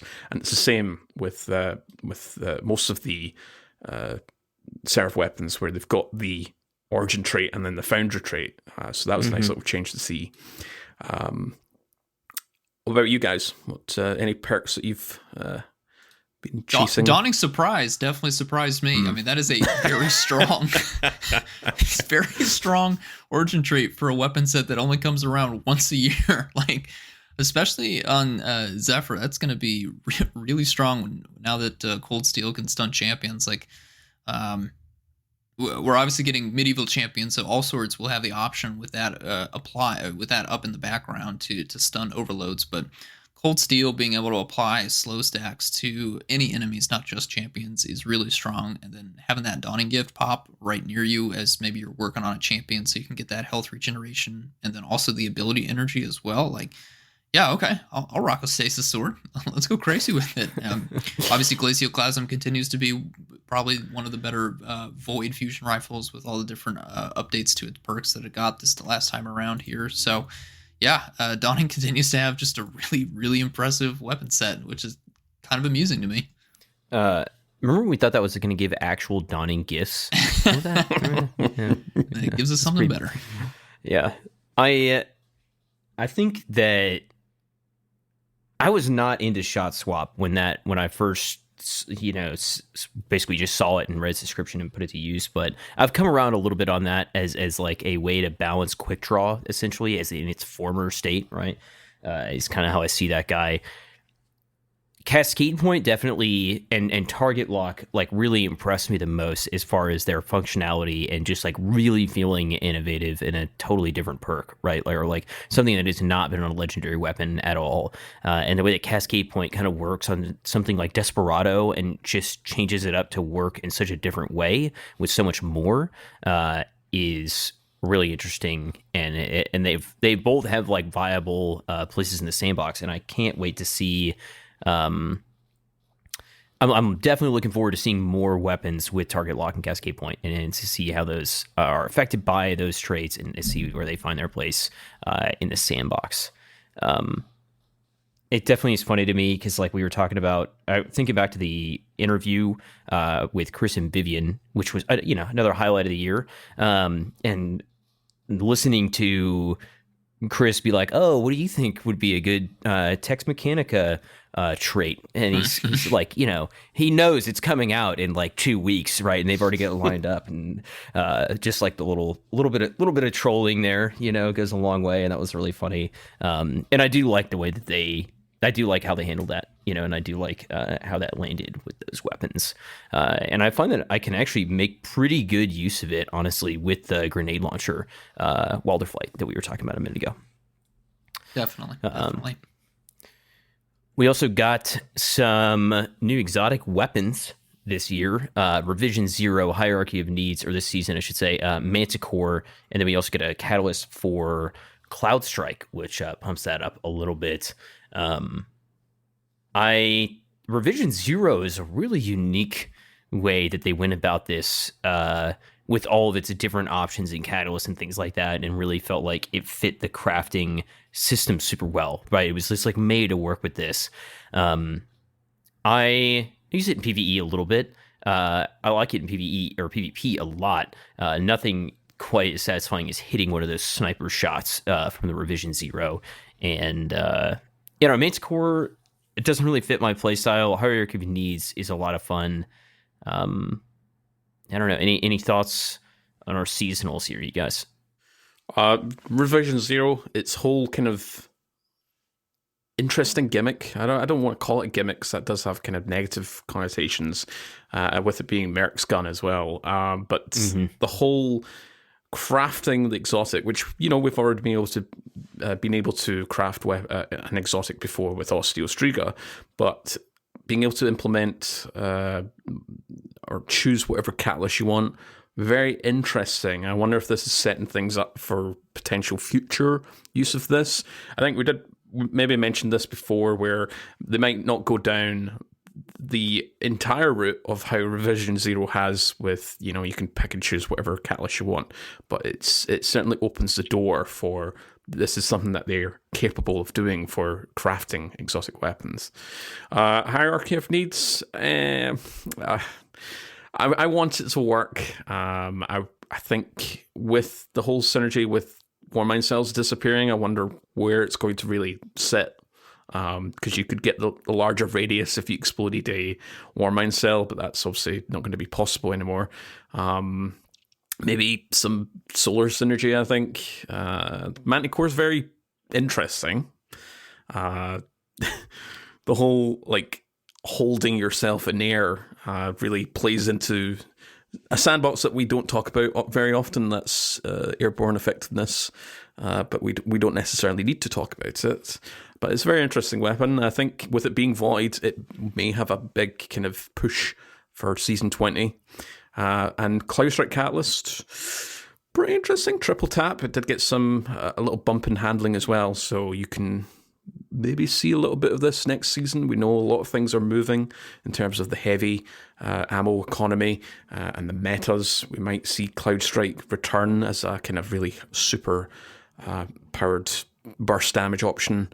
And yeah, we didn't get any armor this season, unfortunately. Just fine. I don't want to do any more Lost Sectors, so I'm okay with that. I gotta be honest, Cloud Strike Catalyst was probably the most exciting exotic weapon change for me this season. Not that it was a bad thing. I mean, I love Revision 0, but it's for PvP entirely. I'm just not interested in using it in PvE, and same goes for Manticore and Hierarchy of Needs. There's some cool things going on there, but they don't really fit into a playstyle that I want to pursue at this time. So, they're in my vault. If there's some future changes, if I see an avenue for use, I'll pull them out and try them. That's kind of where I'm at right now. Locations. Yeah. Want to talk about our bunkers and the Seraph Station. I can't imagine we have a lot to say about the bunkers, but I think we have quite a few things to say about Seraph Station, don't we, fellas? That is one of the best looking destinations, if we want to call it that, one of the best missions. They're like, yeah, that Europa skybox in the raid, that was pretty cool. Got something better for you, though. Better? Yeah, huh? What if we crank that up a little bit for you? Gorgeous. Beautiful. Absolutely Beautiful. gorgeous. Yeah. Probably the best skybox in the game. Yeah. That Skywalk 2.0, where you saw the Earth anyway before we got to that stage, but once you get out of the catch and you're trying to return back to the station, and it was just great. It's just amazing. That sort of content is what I always fall in love with Destiny. If you're ever feeling a bit run down with the Destiny grind, you get a nice little exotic quest like that, where it's look at all the fancy stuff that we've been working on. It's ooh, all wow. right, you've got me back in. Yeah. Hook, line, sinker. Yeah, I'm so happy we get the exotic mission rotator, because just the spaces too, not even skyboxes for some of those other missions are really, really wonderful. The claustrophobia presage, right? Just perfect.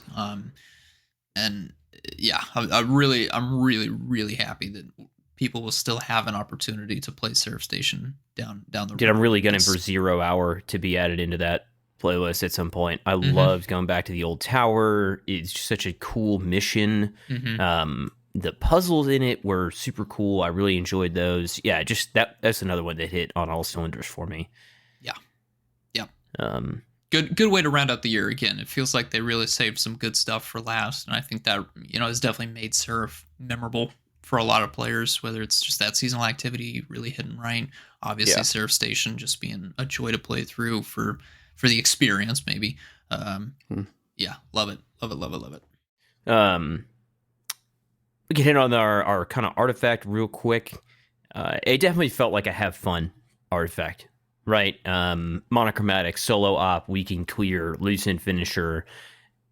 The retrofits were also a really interesting experiment, just kind of like that the plus fives or -5 deltas to the activities. Definitely a test bed, and I don't know. I had a lot of fun, and I don't think monochromatic was strong, and you could capitalize on it, but it was pretty hard, and I honestly didn't see as many people taking advantage of it as I thought that I would. I don't think.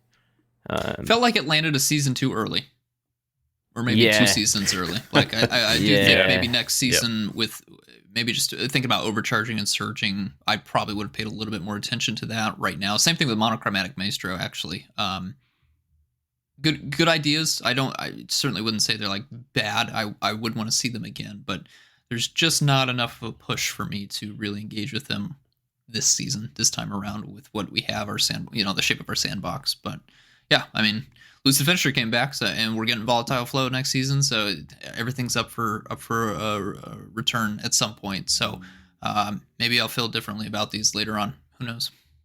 It's always great to see Lucent Finisher return, and yeah, what a season to see it return. We're still living in the linear fusion and rocket launcher, and just amazing mod. Always great to see that, and we can clear as well. We can clear with Unstoppable Grenade Launcher. That was way back when Anarchy was ruining the sandbox, shall I say. Yeah, great to see those options back. And I've actually noticed, so we talked about champion mods much earlier in the episode, but we'll be seeing Pulse again and Auto/SMG again next in season 20. Which I'm fine with that. I like those as overloads, Pulse is a really good option for barrier. But not bow in a specific activity with my fellow hosts here trying to do piercing bowstring in Grandmaster. Yeah, it's not a good time. You want to use Wishender or nothing else. Nothing else is pretty much the moral of that story. Wishender or bust. I forgot about that. That was one of the runs of all time right there. For context here, I had been using my Path of the Burning Steps build that I made, and I was just trying it with every weapon I could think of, solar weapon I could think of.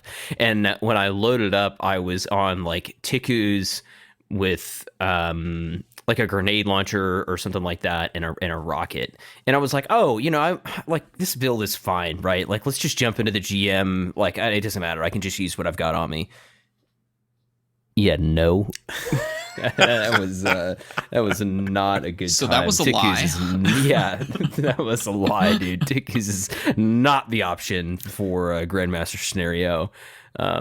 Really just came down to Court and I standing right next to Saint as he is trying his hardest to pop a barrier that is just firing off at all three of us. Well, and the other part was like, I've got the barrier. I've got barrier covered. He did not. He absolutely One of those did not. times where I wish I recorded that run so we could maybe post it in like patrons. Oh, I wish, yeah. On Patreon. I will always remember it, but It was, and I looked back too, and it was like 20 minutes, not even. Like, it's not even like it took that long. I just remember we took so much of that 20 minutes was just sitting there trying to kill those two barrier goblins for like 5 minutes.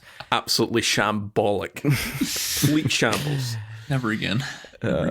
All right, to round things out for season 19, we of course did get a dungeon. We have talked about it. We've done a big breakdown. We've talked about the weapons, but we'll do a quick recap here in regards to the loot, rootin', tootin', shootin', and mechanics, which is all about power and cable management. If you're into PC building, you probably like that whole kind of gimmick there. But yeah, I'll start us off with this one. So, I've been playing a lot of Spire recently with trying to do the solo flawless, and it's slowly sliding down my list of top list of dungeons, and I don't know, because it's just I kind of have to be on Warlock to do a really good run on the two bosses, especially the end boss with the reduction modifier it has. But overall, I did have a good time. It's a sort of short and sweet dungeon, and the loot that we do get out of it, and the armor as well.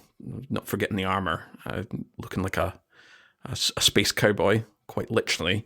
But yeah, I had a fun time. I think the solo flawless attempts and any sort of challenge runs, especially on Master, are they need a little bit of a look at. But maybe we'll have another look at that next over the next couple of seasons when it's featured as a for overcharge and surging and threats with those specific modifiers.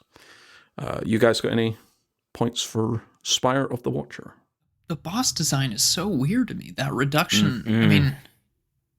I mean, it's crazy because we've been so inundated with information about build crafting and how that's going to look in Lightfall, and then I think back to the Spire of the Watcher, and I'm just like, where were those conversations when you guys were making this? Because having a warlock having a Well of Radiance specifically, right? It's not even just having a warlock. The warlock needs to be on a very specific super to really make these runs feel smooth, especially if you're trying to farm it, which dungeons are the farmable kind of in-game activity, I think, more so than GMs, right? They're specifically the changes that were made when the duality dungeon dropped to get loot on all of your clears, your repeated clears throughout a week. I just don't understand it. I don't want to hypothesize, but I get the impression that maybe there was a bit of a reaction to the farmability of duality, maybe especially on the master difficulty with how easily we could dispatch Keitel in a single damage phase. And it feels like Persis, the boss of Spire of the Watcher, and especially on the master difficulty with the overload minotaurs that spawn in over and over again, feels like a bit of a response to, at least it strikes me as like you're not getting off this easy this time if you want to go farm for artifice armor. So I'm with Corton that while it was fun the first few times to run it, Spire has definitely dropped to maybe the lower half, lower third of my personal favorite dungeon list. Although the loot is definitely the highlight, far and away the highlight for me as well. How about you, Saint? The theme, the weapons, and the armor, right? All like really hit home. I really enjoyed those. The final boss was definitely interesting, and I agree with you that it seemed like kind of reaction. It seemed like a reaction to the linear meta because you can't really kill this boss with a linear fusion rifle, and that is like definitely what it seemed like to me. And it did force people to mix up their strategies without the sandbox changing much, and I did like that. I think that the way that the supers affected the boss is weird. Yeah, I was not hugely a fan of that. I think that simply the design of the boss being like a massive wyvern with a crit spot that's not the easiest to hit, that's moving a lot, and you have to move around the encounter a lot. It's kind of close range ish, there's a lot of things they did about that boss that were good, and then there were some that were not.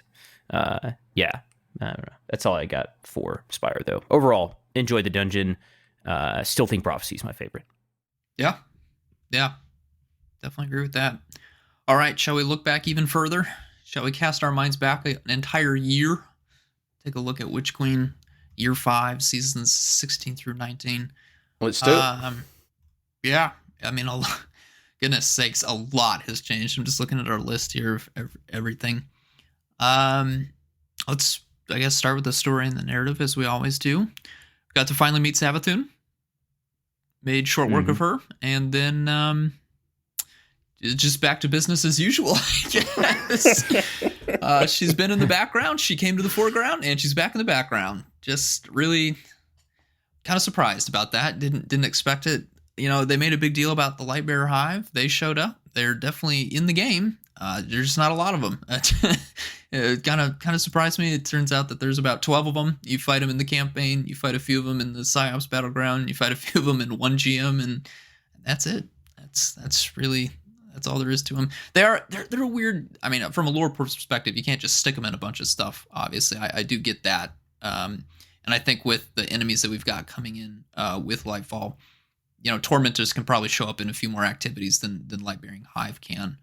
Just because they're darkness entities. And Shadow Legion, of course, is a lot easier to just put in places anywhere the Callus is interested, right? So I think that's a good correction on their part. But yeah, I wish we could have gotten to play with the Lightbearer Hive a little bit more. And I kind of wish that Savathun had a bit more of an upfront aspect. We've spent this entire year grappling with her prophecies, right? Figuring out which one of those are true, which one of those are false, which ones we're still waiting to find out. And that's been cool to see the community theorize about what they all mean and seeing the different symbols in the Vow of the Disciple raid kind of correlate to different things going on in game. That's been a very fun part. But again, Savathun's been in the background for all of Destiny, and I was really hoping that she'd finally be more of an upfront character with her own expansion. But yeah, after we knock her out and kidnap her body, like she's just kind of been in a coma, or she's dead. But I mean, how she is. She's in that limbo state where that's like a guardian coma, really. Exactly. Yeah, she can come back when we want to. So. Yeah. And Maru, her ghost is out there somewhere, and I don't think we know where. So yeah, she's very likely going to see her again at some point. I was fully expecting for this year that we'd maybe get a season where we track down Imaru and something related to that, even if it isn't. He eventually escapes again. It's not very. It's pretty basic story arc for that. But yeah, I'm completely with Impetus. You guys know my desire to have more combatant density and diversification.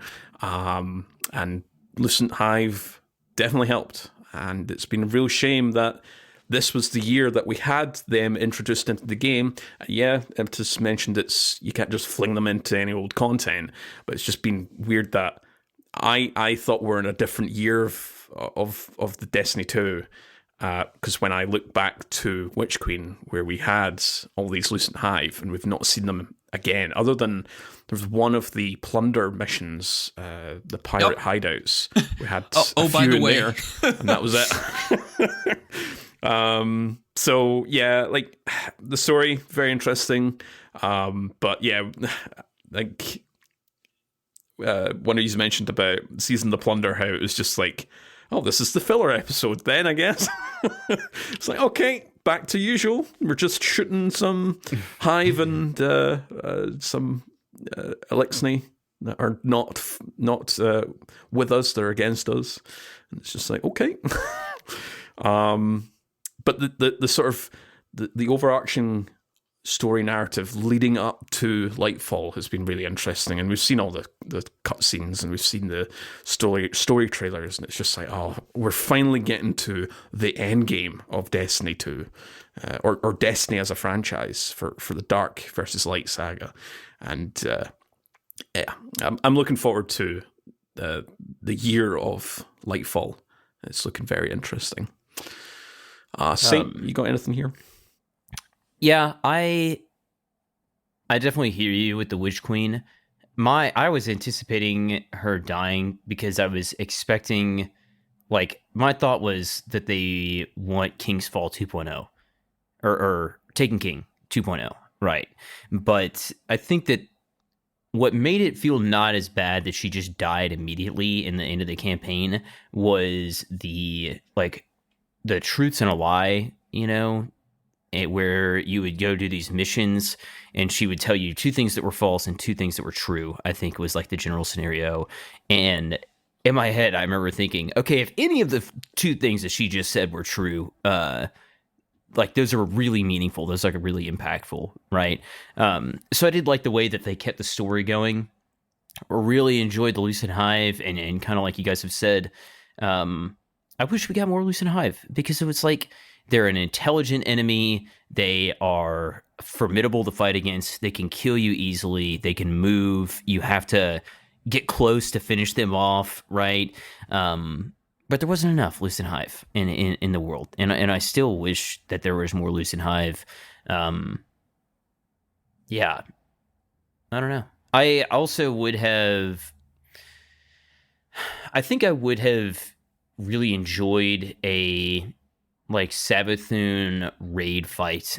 Like, Rolk is an absolutely top-notch, innovative, unique, badass enemy to fight, and Val is cool raid, great gear, great story there, really interesting, moves the story forward. But I really would have enjoyed a Savathûn raid, and I was a little disappointed that we didn't get a Savathûn focused raid. I don't know. I'm sure there was other decisions driving that, or other factors driving that decision. But yeah, overall, enjoy the Witch Queen. I like the truths and the lies. I like stuff like that in general that keeps you kind of wondering for the rest of the year. Wish there was more Lucid Hive. Well, we did have 4 seasons, as usual. We had Season of the Risen, Haunted, Plunder, and Seraph. Just a quick recap, we had obviously the Cabal Alliance. We had, on our script here, we've got Evil Grim Reapers for Haunted, we've got Pirates for Plunder, and then we've got Sad Robot Noises and Pet the Pupper for Seraph. I think we've already talked about our kind of thoughts and feelings with those particular seasons, but we do have some great weapons that I see, Saint, you've put in the script here. For Risen, Sweet Sorrow, in fact, all of them, they're all really good.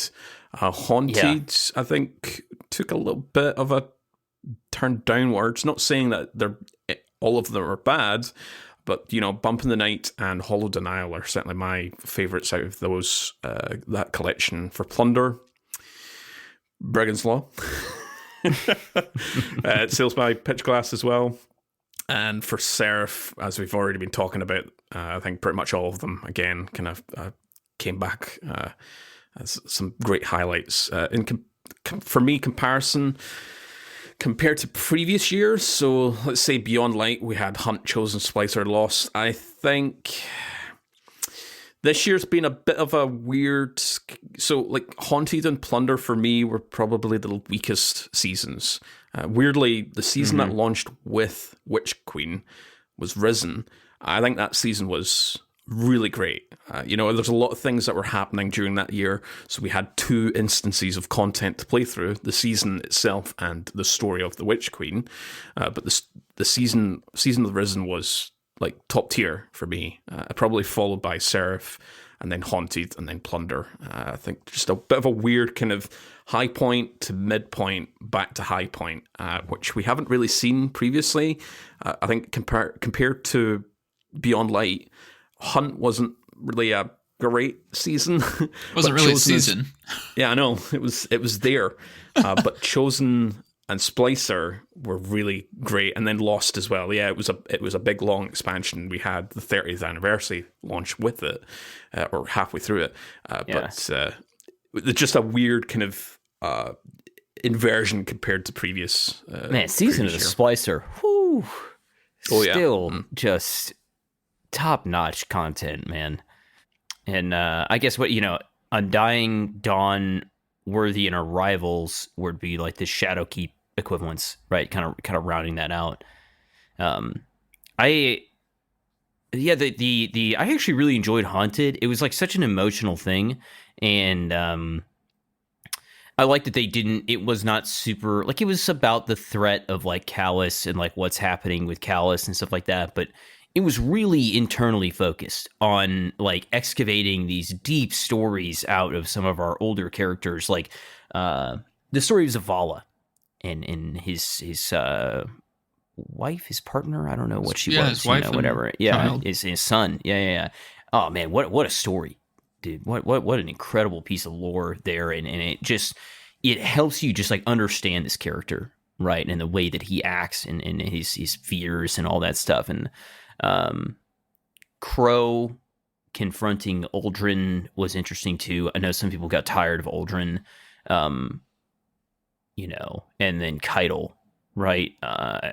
And then like her reflection there, which also culminated in duality, right? And that was kind of like a building onto the whole idea of like the conflict between them, and even like the collector's edition lore books built on this relationship between Callus and Keitel even further, which has been super interesting to read about. It is kind of weird to me that Risen's like core set of weapons was just like so ridiculously strong in different areas. Like I still use explosive personality. I was using it like this morning, right? I love that weapon. I've used Sweet Sorrow a lot. Under Your Skin is another weapon I've used in plenty of different activities. Haunted, none of those, like Nezarec's Whisper was interesting. And then Hollow Denial, but I mean, that was about it. Plunder, and Seraph, not a ton. I really enjoy Judgment of Kelgarath is a really interesting weapon. I really enjoy that. But, story wise, we were talking about this a little bit earlier, but like nothing happened really like in Season of the Plunder. And I think that there was just more focus on that because there was not as much happening like internally. It was kind of about Misrax and the Drifter, right, and kind of this weird internal relationship between all of Fallen, and that is like an interesting like cultural insight on them as a species, but that just didn't really hit home with me like the story with Zavala and his family did, right? And then Seraph was just a hit. I don't know.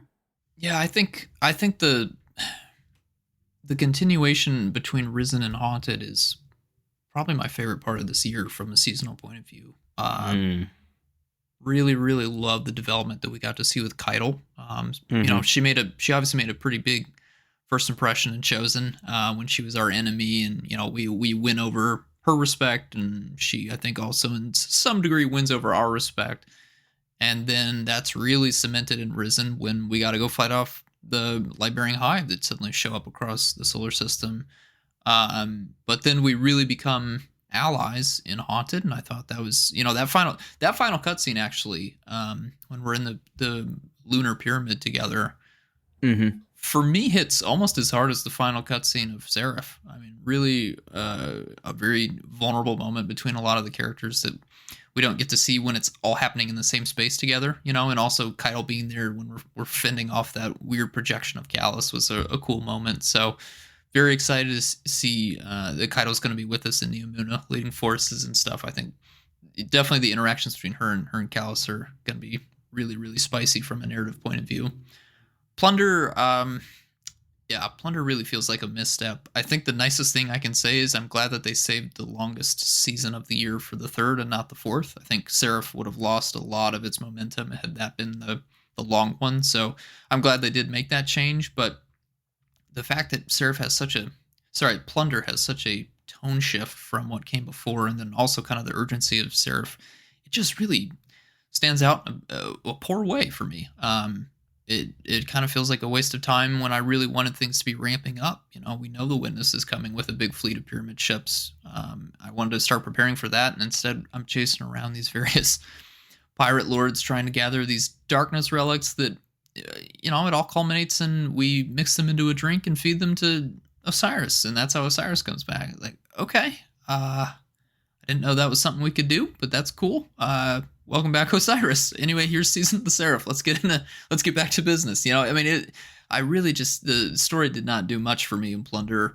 Aramis is there again. She loses again. That's great. That's kind of her signature trait, is she's not a threat to me anymore. The sword fight between her and Mithrax was, I guess, interesting. I don't know. The cutscenes where I'm standing there watching two other characters fight are always the least interesting for me, because it's like, yeah, I know I could just thunderclap you into oblivion right now, but I'm gonna let Mithrax try to whack you with a sword and see how that works out for you. Ido was fun, I guess. Love Ido. Yeah. Hope she sticks around. Anything happens to Ido, I'm gonna go sicko mode on whoever does it. So that's cool. We talked about Vow just a little bit. We talked about that. We talked about Duality and Spire and kind of their stories. You guys have anything to add about our raids for the year? Kingsfall reprise, right? I know personally that was a big hit for me. And then Vow the Disciple. Anything else you guys have to add on those? Great raids. I mean, not really much I can say negatively. A lot I could say positively. I think this is my first time getting to play Kingsfall. Really love playing it. I know some people weren't a fan of the plate, standing on plates and stuff, but I think there's enough variety in those mechanics that it feels really good to play. Just as that raid of really dealing with different mechanics and team coordination, passing buffs, and yeah, Vow is, I mean, way to raise the bar. That and Duality, I really just feel like are the new standards for raids and dungeons, and I love that. Can't say that enough. I'm really excited for the challenge that we can expect based on those two, for the next year of content in year 6. Yep, completely agree with that. Can't agree any further. I think for we've played Kingsfall many times, but for brand new people, as we always talk about, it's not just about the established audience, but for new folks coming in, Kingsfall is a great kind of start, like stepping stone into that environment. I certainly wouldn't introduce a brand new light to Vow the Disciple, but it's certainly one, you could leapfrog from Kingsfall, maybe do a little bit of Deepstone Crypt, which has the whole symbols and augments, and then do Vow the Disciple for as a sort of top tier raid, because it's still up there. Vow the Disciple is still up there as one of my favorite raids, just with the whole encounters. And we recently just did that over the weekend. We did a run for Vow, and I think leaving it for a couple of weeks or a couple of months and then coming back to it, you just feel like, oh, this is a really great experience and it's done really well. And we caught a few new things with the run specifically that we were in. Rilk was talking quite a lot more chatty than usual. And we did see a few things that we've never seen before, whether that's been through bug fixes or various patches that have implemented them or just kind of fixed anything. But it was nice to come back to Vow Disciple just to round things off for this year. And Kingsfall as well recently did the Touch of Malice Catalyst, which was very fun and interesting. But yeah, Duality, out of the two dungeons for this year, Duality is my top pick, and it's certainly up there. I think it's kind of fighting for the top spot with Prophecy, because Prophecy is still one of the really great ones as well. But yeah, not a big fan of Spire, as I was talking about earlier. But yeah, standard should be Duality and Kingsfall and Vow the Disciple. All right, let's just talk about some hits from the past year. Favorite pieces of gear, weapons and armor. Impetus, take it away, man. Yeah, so I guess we'll start with the exotics here for me. The two that I've really gelled with were on the Warlock side, Osmiomancy Gloves and Fallen Sunstar. I just really love what those bring to their respective Warlock sandboxes. Osmiomancy really just takes the defining build for the Shadebinder and amps it up to 11. Fallen Sunstar takes more of a support identity in the arc, which is really kind of cool. I love, been really enjoying actually combining that with exotic weapons that generate ionic traces and just going crazy with it. So those have been mine too. Thinking of exotic weapons here, if I start with exotics, Parasite has been the one that's really kind of done it for me on the exotic side. It's weird because when I look at the new exotic weapons, the ones that have really hit for me more than anything have been the older exotic weapons that have gotten the abilities 3.0 synergy. I've really enjoyed getting to play with, I just mentioned, the Ionic Trace exotics. Coldheart got that synergy, and that's made for a really, really good option there. We've also got the, got Incandescent as a catalyst. Oh, Jotun, of course. Oh, love playing with Jotun with Incandescent. That's been a fantastic option. We're getting even more solar weapons with synergy next season. That, to me, has been the biggest hit when I think of the exotic weapons. Not that the new stuff hasn't been entertaining. I mean, I love Collective Obligation. Don't get me wrong. But just getting to have exotic weapons that have been in my vault for years at this point that I just haven't had a reason to play with. Now I get to take them out and they behave in a new way. Absolutely. Love it. Love it, love it, love it. Been so much fun for me. On the legendary weapon side, goodness, I don't even know where to start. I know you guys have pretty long lists, so I agree with pretty much everything that... Oh, never mind, Brigand's Law. Let's see here. What do I have? I mean... I think from a high level, I love that we've gotten glaives. I really do. I was not sold on them initially. Some great people changed my mind on it. I've been really getting into using them. I love that option. I wish that the exotics that we got initially at the start of Witch Queen meant more. I hope they get buffed because they're not landing for me as is. I love that we got legendary trace rifles. Really, really love that. We started off with Retrace Path in the 30th anniversary, but we then got Nezerax, Hollow Denial for our Void, and then Path of Least Resistance for Arc. Love that as well. Hope to see even more of those going forward. So those are kind of my big highlights. I mean, I'm looking at my vault right now, and there are just so many options, and the sting of sunsetting does not really hit me anymore. Not that it really did. Of course, I came in Season of Arrivals. There wasn't a whole lot that was lost for me when we made the switch over to Beyond Light, but I really, really do feel like Bungie's done a great job of bringing in stuff that can replace what was lost and also making it interesting without just making everything flat out better. So, and of course, we've also seen, Menagerie and Icolos weapons come back as well. So we haven't even truly lost anything. We've gotten stuff back. We can craft those now so you can get the roll that maybe you didn't get initially when they were around and only existed as RNG drops. So yeah, there's just so much stuff. Court, how about you? Yeah, for armor, Falcons obviously is the big highlight of this year for me. Caliban's as well, really fun if you can get the ignition chain going. Renewal Grasp, I keep thinking came out with Beyond Light, but no, it came out in Witch Queen. Osmiomancy and Hoarfrost, again, came out in Witch Queen. They didn't ship during the year of Beyond Light. Those are my top picks for Warlock and Titan, respectively. For weapons... we've got Osteostriga, Quicksilver Storm, Collective Obligation, older exotics that got light 3.0 synergies, such as Coldheart and Wave Splitter. I know Ruinous Effigy and a few other weapons are obviously we're going to be getting for for Season 20. But anything that's got some combination of light 3.0 synergy. For legendary weapons, what a list here. I mean, I could list pretty much everything. Peace of Mind, Riptide, Icolos SMG, Cal's Mini Tool, Funnel Web, Submission, Thoughtless, Forbearance.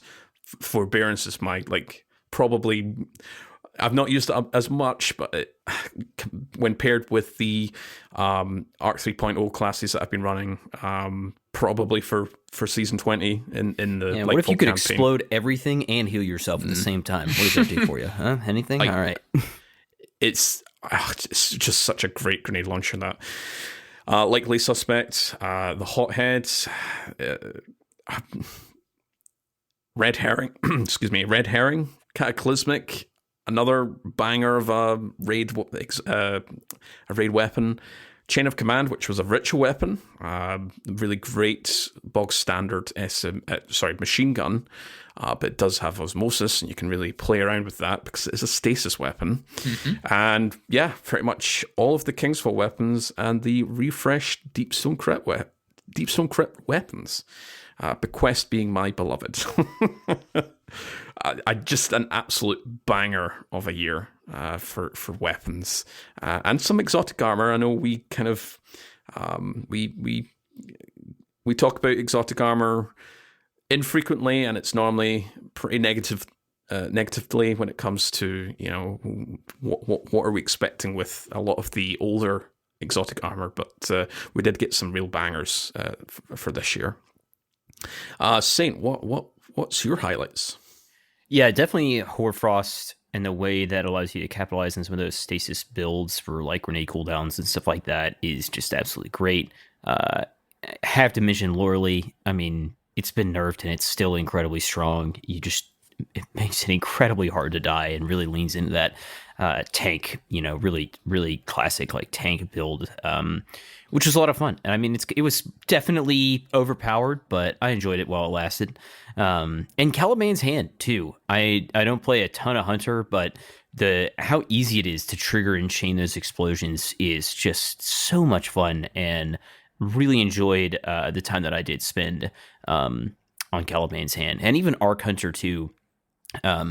With, I guess it's not any new piece of gear, but kind of taking Assassin's Cowl and putting it to use on like an arc chain build was really opened my mind up. Weapons, yeah, I mean, a lot of the raid weapons from the year are just pretty hits across the board. Submission is a personal favorite. Explosive Personality, Lubre's Ruin. I like killing the raid boss and then taking the weapon from him and being able to use it is like such a hit for me. Absolutely love that. And I mean, I like using Lubre's Ruin too, especially since so many of the melee exotics have been updated to work with glaives now. I've been using that a lot more. I mean, mentioned that as one of the builds I'm taking into Witch Queen.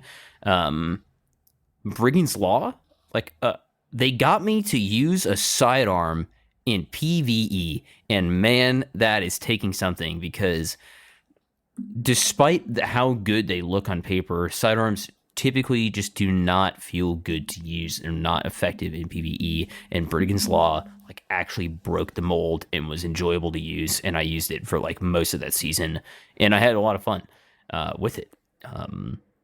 Sweet Sorrow is a great auto. I know Impetus mentioned Jotun and its Catalyst. Really, really love that.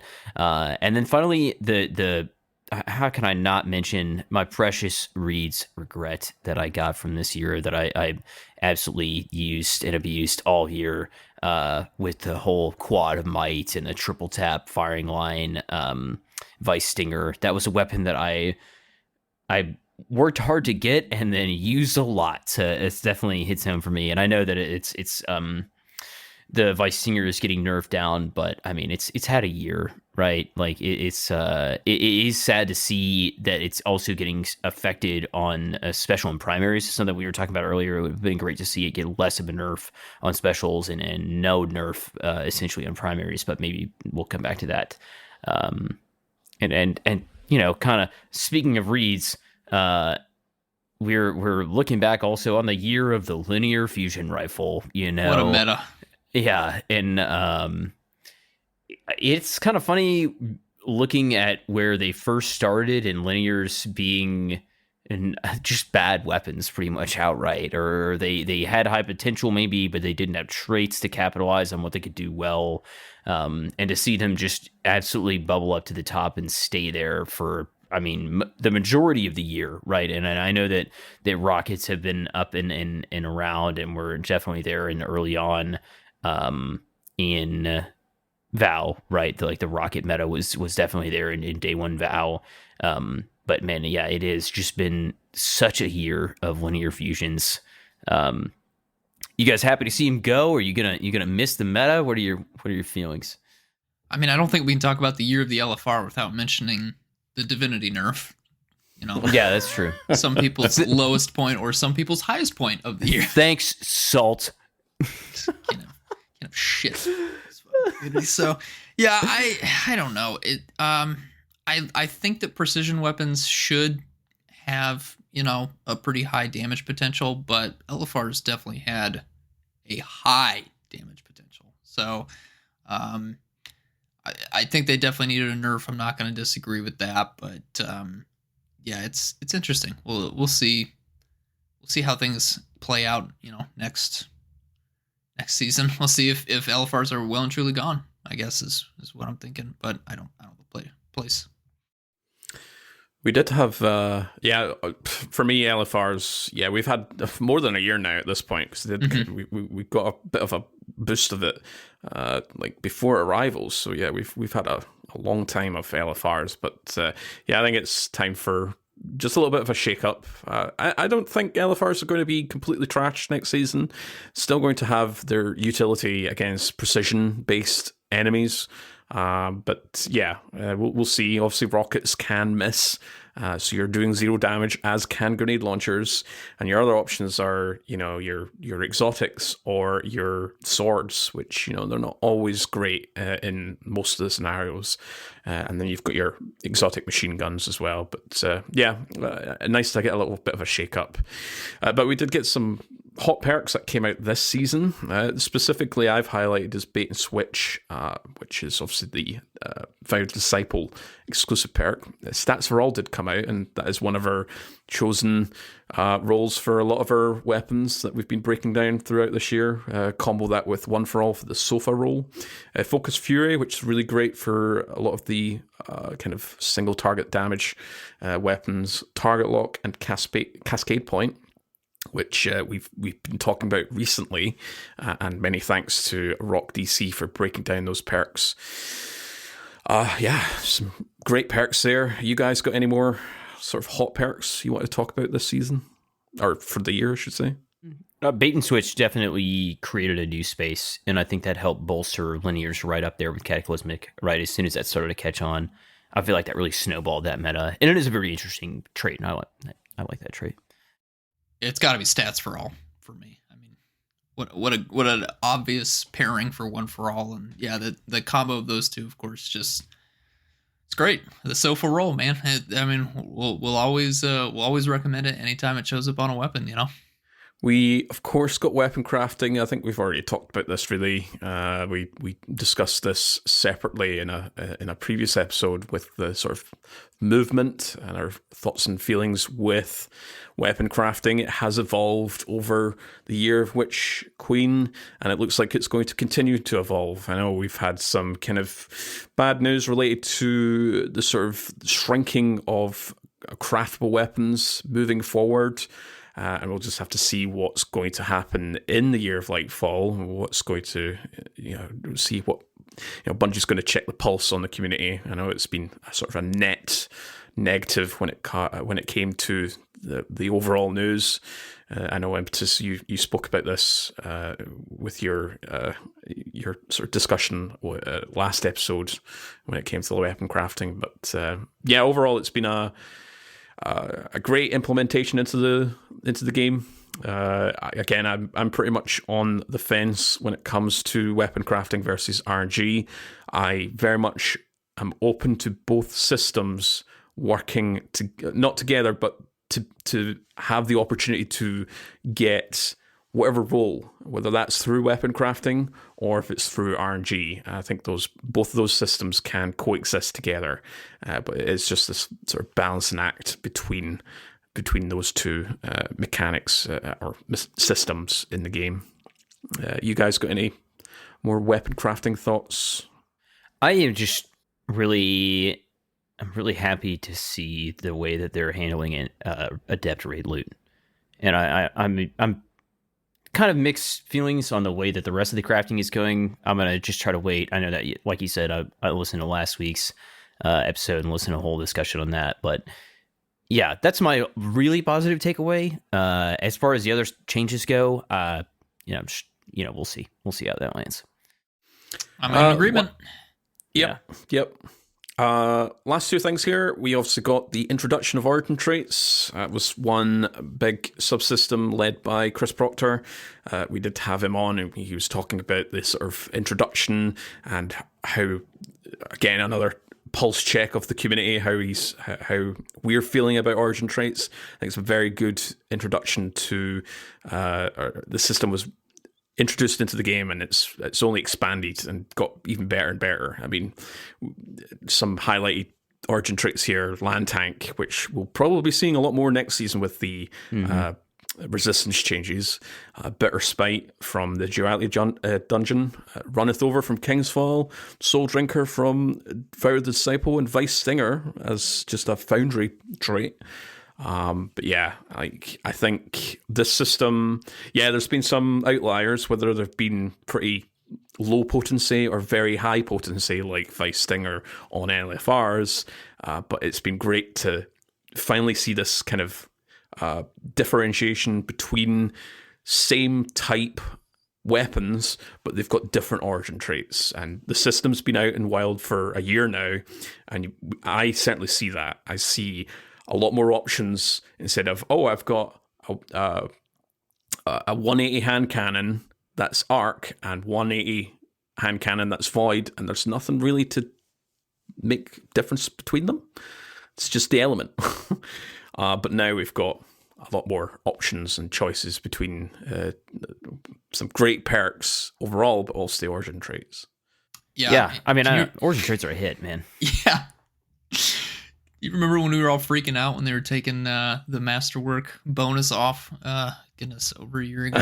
We're like, wow, this is so dumb. Yeah, it's like, yeah, I'm glad they made the change. I'll take the origin traits every time. Good stuff. And you know what else I'll also take every time? Elemental perks. Gosh, so good. So good. I'm Adam Driver in Star Wars, just screaming more. Repulsor Brace, Chill Clip, Cold Steel, Incandescent, Full Shot, more. We know we're getting more next season. Yep. Threadlings and the Volatile Rounds perk we've seen so far. But with it being a big expansion, I'm fully expecting both origin traits and elemental perks to be splashed out there. And yeah, I'm looking forward to it. That's been, I think, everything that we've covered in this episode, just sort of talking about the year of the Witch Queen, the big highlight for me has to be the elemental perks. I'm really glad that they've went down that route, and the weapons now finally feel like they're like, they can synergize with my subclass. They can synergize with my abilities. That's always been a problem I've had with Destiny, whether it's been through Destiny 1 and then into Destiny 2. It just feels like a disconnect. Like, I've got a solar SMG, but it doesn't attach to my solar subclass. Now I can with something like Incandescent. It's just great. Gushing about it. Love it. Always excited to get more elemental perks. We obviously do have the reworks. Speaking of elements, the reworks here. I think we're saving our thoughts for probably when we can also talk about Strand at the same time. But for just Void, Solar, and Arc, how are we thinking from maybe a high level picture here, just so we don't take too much more time? I feel pretty good parity between our classes at this point, honestly. Like, I feel like they came out in a EV ended the year in a significantly better state and in a pretty equal state overall. Yeah, for me, I know there's been some outliers. I know from a community perspective, I think Void Hunter is maybe not as what people expected compared to when we had Heart of the Pact and Impetus, obviously Solar Warlock. It's not hitting the highlights, which I really hope it does in the near future. But yeah, I would overall agree with Saint there, where we're in a much better position than when we had Light 2.0s. And with the added synergy with the elemental perks, which again we're getting more of, the build crafting element just keeps expanding, which is what it's all I care about really when it comes to the synergy. We know they are expanding on light subclasses in Lightfall. We know the whole systems are getting reworked with the Void Breaches and Fire Sprites, along with Ionic Traces and Stasis Shards already existing in the environment. But we also know that they're planning to tune them in a future season as well, all the subclasses. I think for me personally, Stasis is starting to fall behind, and we haven't heard anything about Stasis coming into Lightfall and beyond, which has a little bit of concern. I think, again, overall, there are outliers, but overall, Arc, Solar, and Void subclasses are in a really good shape, and we're getting new fragments and the whole synergy there. But Stasis, I feel like, might need a little bit of a vibe check, heading into the year of Lightfall. Can you imagine saying that in Season of the Lost? I mean, goodness sakes, we have come so far. Yeah. Holy moly. It does feel good to think that Stasis is not good. Much better than it was to say Stasis is the weakest class now. Yeah. Good God, man.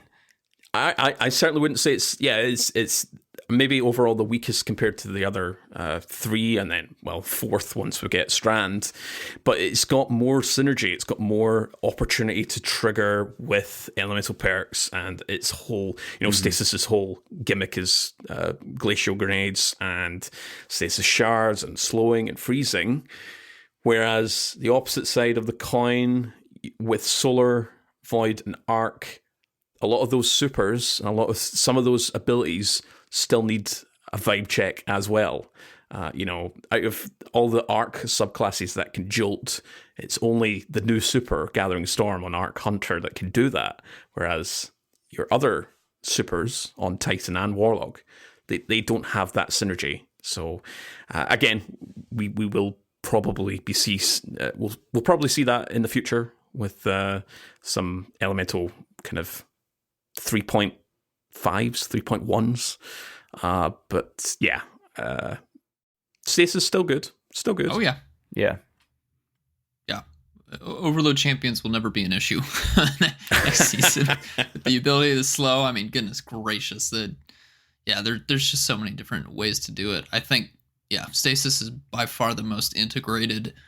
Strand certainly will. I mean, for me, I just look at the grenades, right? You've got 3 very distinct grenades on Stasis, and then you look at the light subclasses, and it's like, ooh, okay. How many solar grenades are there? Okay. And what do they all do? 1 heals, and then the rest all apply Scourge. Okay. That's okay. All right. Okay. There's some build crafting for you guys. That's I'm not going to rant too much. I've already complained about the solar grenades before, but Stasis definitely has an identity. Whether or not that identity is quite as strong as some of the other options, we could spend hours and hours debating that. But I think the abilities team is really, with the darkness subclasses in particular, they're really hitting the identities well, and I'm excited for Strand. It seems like it's going to be something that's completely unique, very different. Very excited to play with it. I'm just hoping that we get some more identities that aren't just one and done for each of the light subclasses. I think we're halfway there for a lot of them, right? It feels like we've got one really strong build, but it doesn't. There's some stuff that in the rest of the kit that's just like, wow, what can I do with this right now? Not much, Starfire Protocol is just far and away the best option for Solar Warlocks for most of the activities in the game. There are a few exceptions there. You've got something like your Falcons next season. It's just going to be far and away the best exotic armor for Void Hunters. But there would be some other exceptions there. I just want to see some more diversity because we do have more to work with the light subclasses. And I think we're about 50% of the way there, and there's always going to be room for improvement. The abilities team has made that very clear, so I'm not, they're not finished, right? We're never finished with this stuff, right? There's always time to come back in and tweak things. But yeah, for the first 50%, I think they've done a really good job for Void, Solar, and Arc. I really do believe that. All right. It's been a long one. Our whole look back on the past year in review and all the content. But that's all we have for episode 52 of PvE. Year 5 was a solid year of Destiny content, and we can't wait to jump into year 6 in just a couple days. Until then, thanks for listening in. Hopefully we can keep you company as you preload and wait in that sign-in queue. We want to thank our audio engineer, Autodidaktos, for helping us sound our best each and every episode. My name is Saint Kabr. You can find me by that name on Twitter or Discord, hanging out in the tower. Impetus, where can our listeners find you? My name is Impetus. You can find me by that name in Discord and in Destiny, and as Impetus always on Twitter. Court, where can we find you? Yeah, over on Twitter, you can find me as @CourtProjects. on Discord as Court, and you can find my spreadsheets, which will eventually turn into infographics, and other valuable Destiny information and applications to enhance your Destiny experience over on Destiny Massive Breakdown's website. All right, everyone, we'll see you in Lightfall.